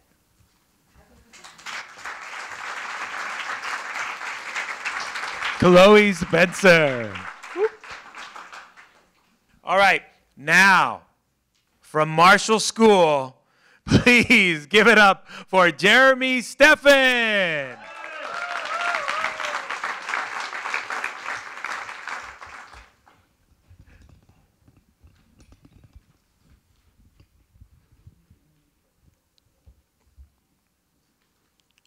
On Virtue by Phyllis Wheatley. O thou bright jewel in my aim, I strive to comprehend thee. Thine own words declare wisdom is higher than a fool can reach. I cease to wonder, and no more attempt thine height to explore or fathom thy profound. But, O my soul, sink not into despair, Virtue is near thee, and with gentle hand would now embrace thee, hovers o'er thine head. Fain would the heaven-born soul with her converse, then seek, then court her for her promised bliss. Auspicious queen, thine heavenly pinions spread, and lead celestial chastity along. Lo, now her sacred retinue descends, arrayed in glory from the orbs above. Attend me, virtue, through my youthful years. O leave me not to the false joys of time, but guide my steps to endless life and bliss. Greatness, or goodness, say what I shall call thee, to give an higher appellation still. Teach me a better strain, a nobler lay, O thou, enthroned with the cherubs in the realms of day. Jeremy Steffen. Yes. So our next performer coming from, hey, that's just bad. That just happened. Here, let's do that. That works better. And coming from Trek North Junior and Senior High School, please give it up for Kennedy Stomberg.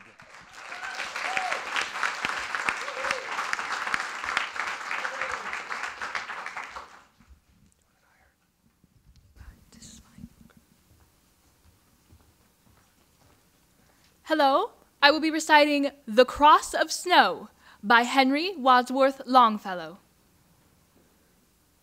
In the long, sleepless watches of the night, a gentle face, the face of one long dead, looks at me from the wall, where round its head the night lamp casts a halo of pale light.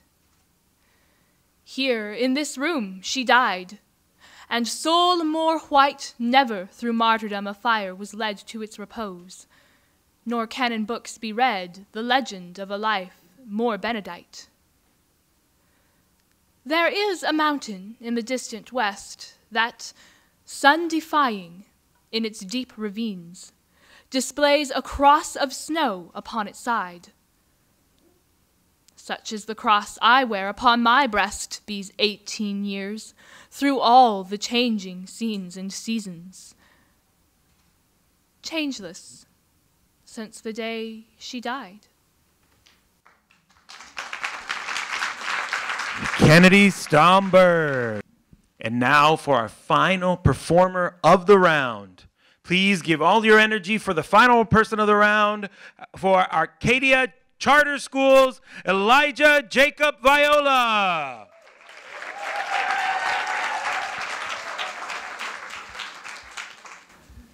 The Death of Allegory by Billy Collins. I am wondering, what became of all those tall abstractions that used to pose, robed and statuesque in paintings, and parade about on the pages of the Renaissance, displaying their capital letters like license plates? Truth cantering on a powerful horse, chastity, eyes downcast, fluttering with veils.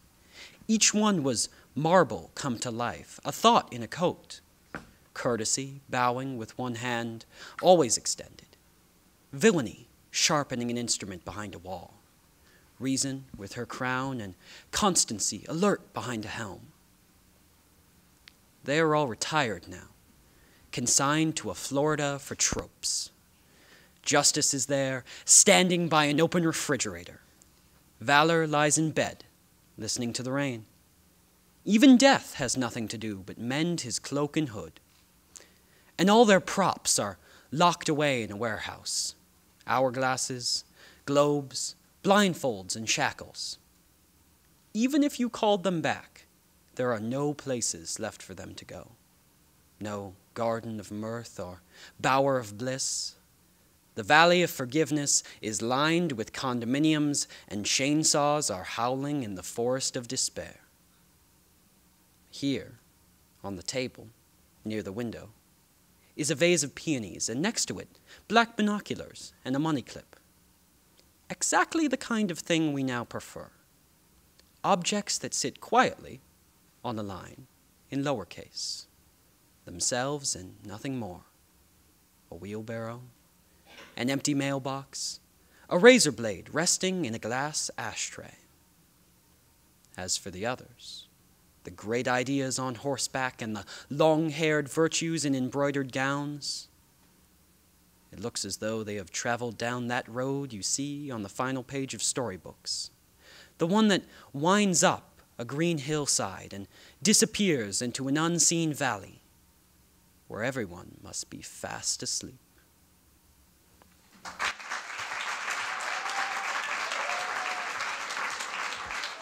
That was Elijah Jacob Viola. Let's give it up for everybody for second round. We hold what we hold dear, and it's good to hold a poem in your heart, wherever it comes from. So I hope, if nothing else, that this Poetry Out Loud is giving you that thought, because our poets have done that. So, are we ready for round 3? Oh my God. Really? Really, Big Lake? Is that how you're going to treat me? Are we ready for round 3? Excelente. Yes. All right. Or else I was going to have to say International Falls and then drop the mic. So here we go. All right. Are we ready for our 6 poets that made it to round 3? All right. All right. First off, we're going to give a big hand to all the poets. Give it up, give it up.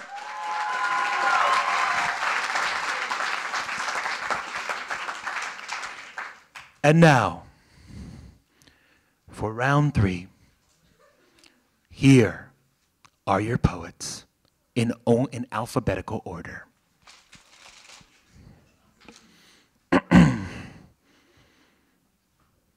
Abdi.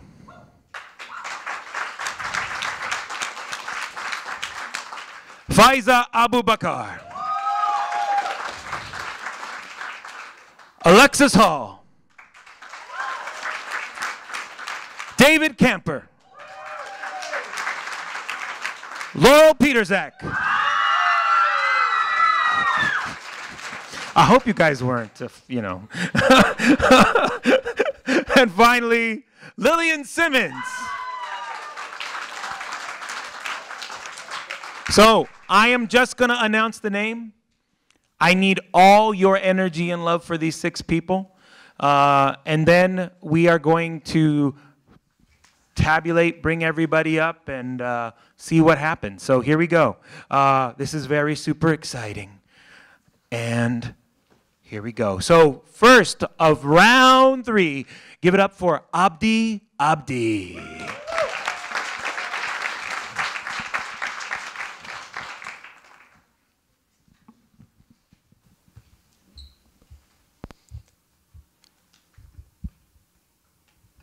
Okay, I'll just stick with this.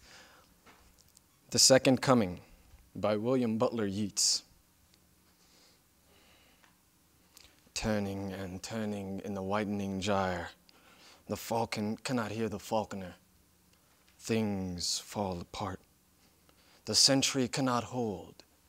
Mere anarchy is loosed upon the world. The blood-dimmed tide is loosed, and everywhere the ceremony of innocence is drowned. The best lack all conviction, while the worst are full of passionate intensity. Surely some revelation is at hand. Surely the second coming is at hand. The second coming. Hardly are those words out when a vast image out of Spiritus Mundi troubles my sight. Somewhere, in sands of the desert, a shape with lion body and the head of a man, a gaze blank and pitiless as the sun, is moving its slow thighs, while all about it, real shadows of indignant desert birds.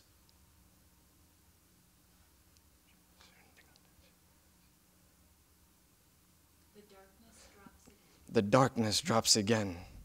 But now I know that 20 centuries of stony sleep were vexed to rock.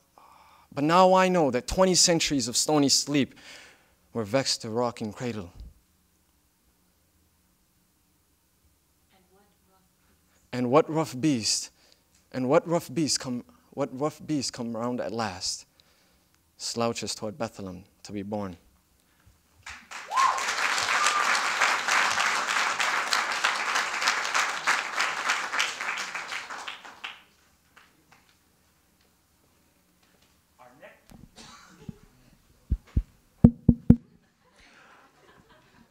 Our next performer, Faiza Abubakar.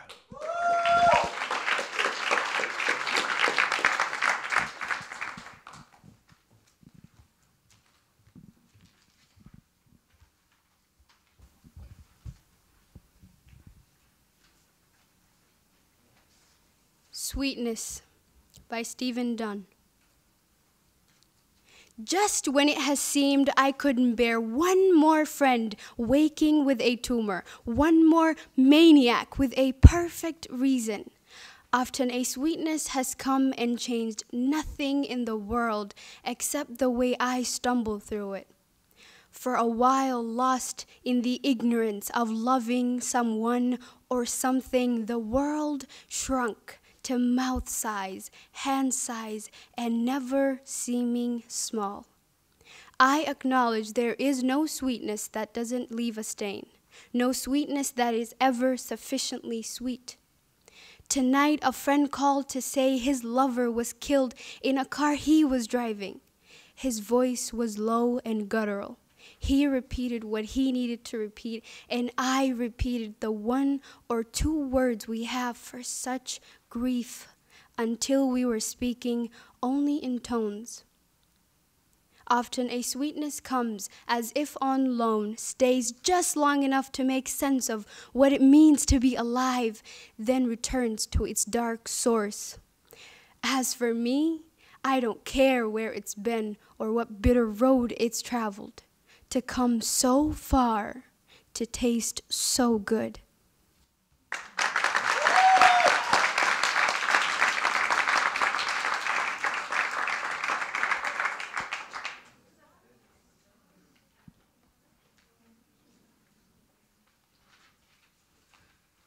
Our next performer for the third round, Alexis Hall.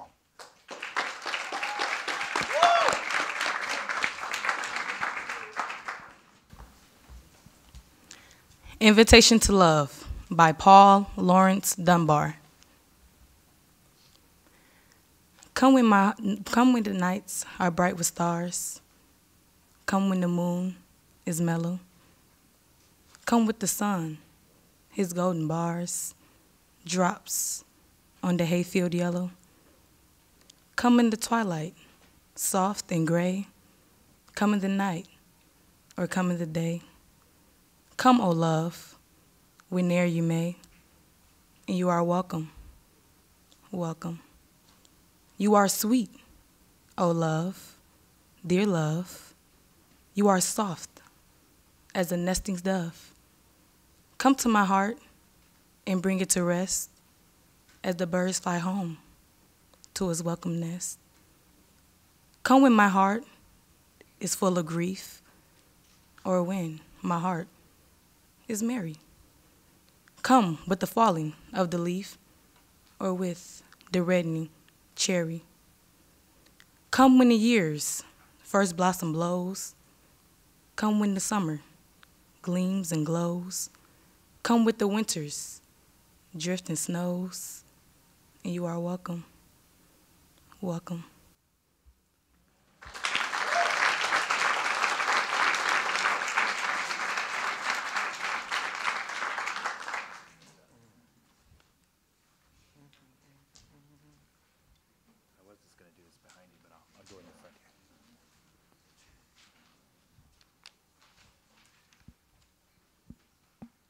And audience, just because I'm softer doesn't mean you're softer, all right? So yes, that's right. So for as soft as I get, you give double the energy, all right?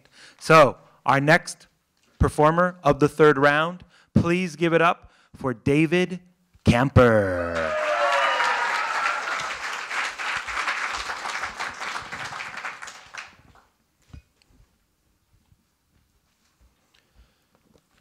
Tall Ambrosia by Henry David Thoreau.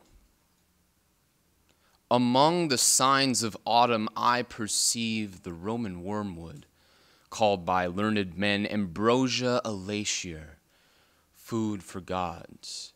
For to impartial science the humblest weed is as immortal once as the proudest flower. Sprinkles its yellow dust over my shoes as I cross the now neglected garden. We trample underfoot the food of gods and spill their nectar in each drop of dew.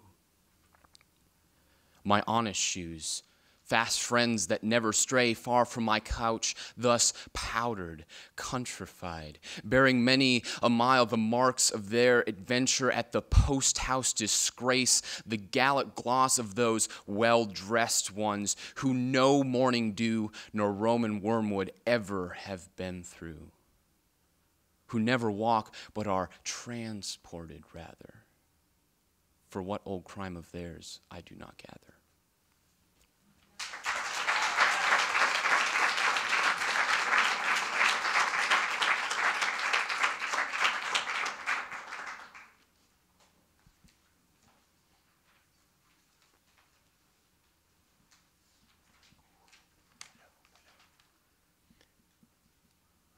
Our next poet, performer, Laurel Peterzak.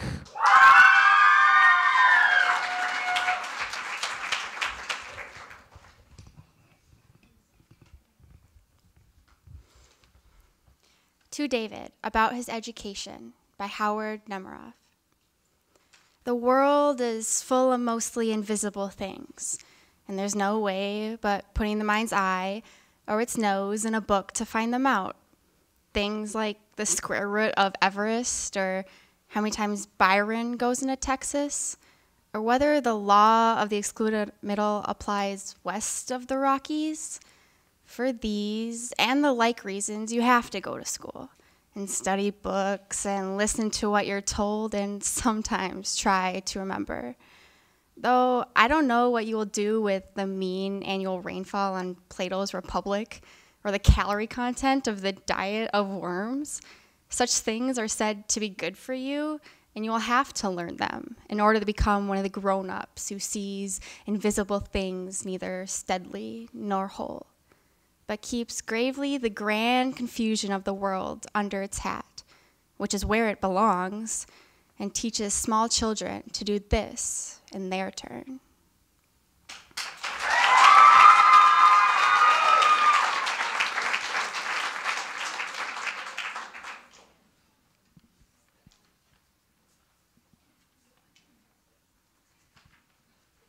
I'd like to thank all of you that are tweeting right now, and remember that it is MNPOL 2014 hashtag, or at Robert F. Karimi, Karimi, or hashtag Loft Literary Center.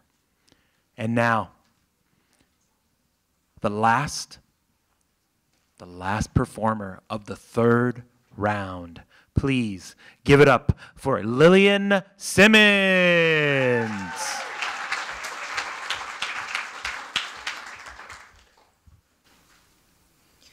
The Obligation to Be Happy by Linda Paston.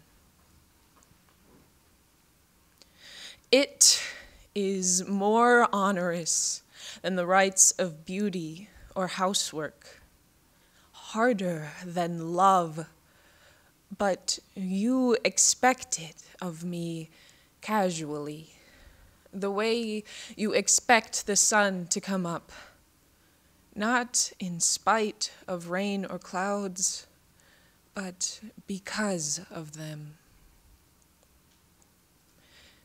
And so I smile, as if my own fidelity to sadness were a hidden vice, that downward tug on my mouth, my old suspicion that health and love are brief irrelevancies, no more than laughter in the warm dark, strangled at dawn.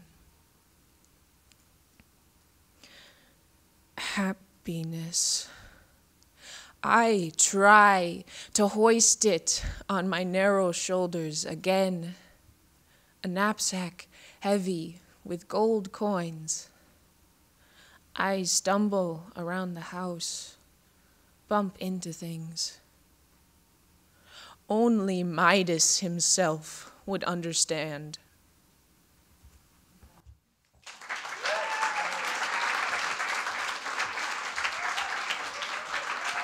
Let's give it up for all our poets of the third round. Woo! Tabulation of scores. And while we wait, I just realized that you don't even know what what's the whole thing, man? Give it up. So let's just so you know what happens to the winner. The winner is taken to the central city, Washington, D.C., and the other champions were there, the other 11. And then they engage in this huge game to death where they have to, sorry, wrong game. All right. Yes, someone gets that. Yes, all right. So whoever wins today will receive $200 and an all-expense-paid trip to Washington, D.C. for the national competition. The state's winner's school will be awarded with a $500 stipend for the purchase of poetry books. Yes, and maybe a party. I don't know. No, poetry books. The winner and their teacher will also win a $100 Loft gift certificate, and the runner-up will receive $100, and his or her school will receive $200 to purchase poetry books for their library. The winner of the national championship will receive a $20,000 college scholarship. A total of $50,000 in scholarships and school stipends will be awarded to the winners at the national level. Pretty cool, huh? Everyone today will be getting free poetry books that have been graciously donated by local publishers Grey Wolf Press, Milkweed Editions, and Coffee House Press, as well as by local independent booksellers Common Good Books and Majors. It is Majors, yes. And Majors and Quinn. Wow, you all know. I love this. Majors and Quinn. So let's give it up for all the people who donated and all the poetry books and all the resources. That's pretty amazing. Woo! All right, first of all, let's welcome all the performers back here on stage. We welcome them all. Come on through. Welcome. Woo!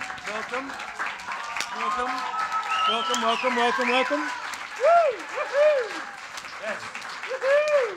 Welcome. Oh, yeah. No, I got it. And welcome. Got you back.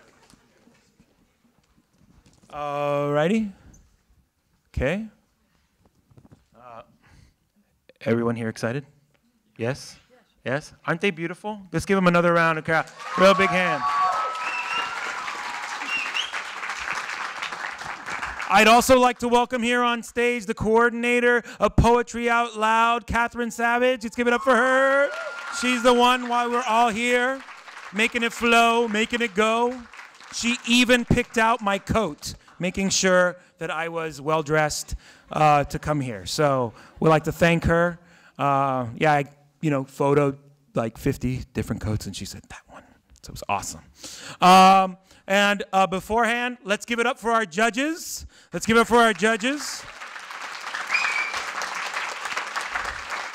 And one thanks we haven't done yet. Let's give it up for the families and friends that have supported everybody here. Let's give it up for them. Because without you, we are nothing. So thank you very much. We're half. All right. So are we going to give them their things later, or these things for them? These. Oh, so we're giving that to them now. Okay, I like this. So now, for all the participants, they get. Can you show that? Can you show it to the crowd? They get these fancy stars. Yes. So let's send that out to the participants. Let's give it up for the participants.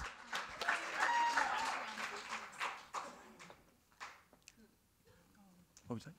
Participants who didn't advance round 3, can you step? Yeah. we're just having you all stand forward. This is the stand forward moment. And this is where we sing the final song. Yes, no.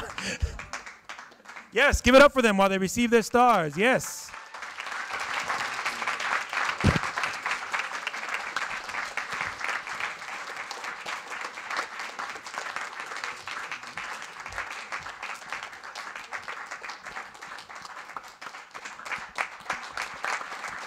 Woo!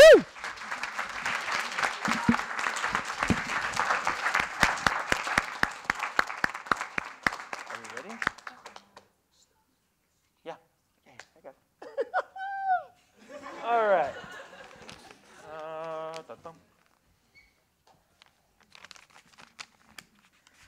Oh, wait, it's off. There we go. We'll do it like that. All right, here we go. And as I say their names, applaud, and then the person I say their name, step forward. Ready? Here we go. I just like this pause at this moment. All right, here we go. So please give it up for number 6, Abdi. What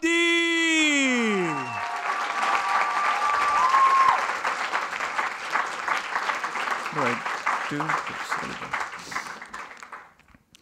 In 5th place, please give it up for David Kemper. You know what I'm going to do? I'm going to go celebrate them, not me. All right. Number 4, in 4th place, please give it up for Alexis Hall.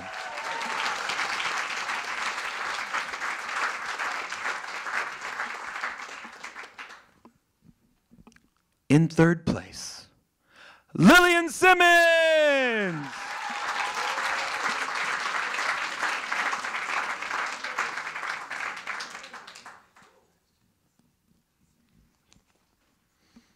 In 2nd place, Laurel Peterson.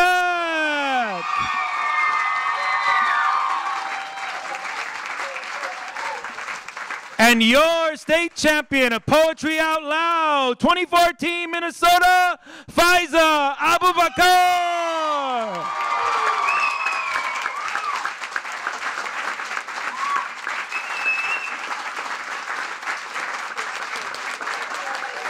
Yeah, get him.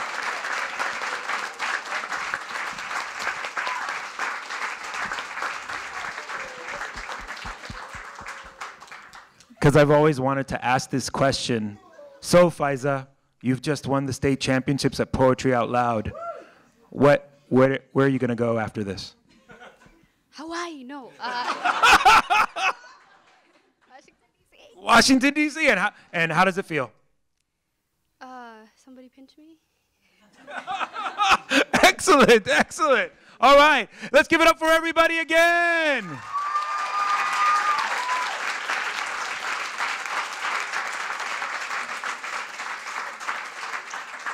We are at the end of our day. We want to thank the Loft Literary Center, if we can give one more hand to them. The Loft Literary Center. We want to thank the NEA for sponsoring this, all the schools involved in the state of Minnesota, all the students, the teachers, the maintenance people that clean up, the parents, the families, you name it, our pets for helping us during this time. And for all the poets living and that have passed on, whose spirit is in the room and that all of you brought in the room with your work. And I can't thank you enough for all that you have done and all the work you've done.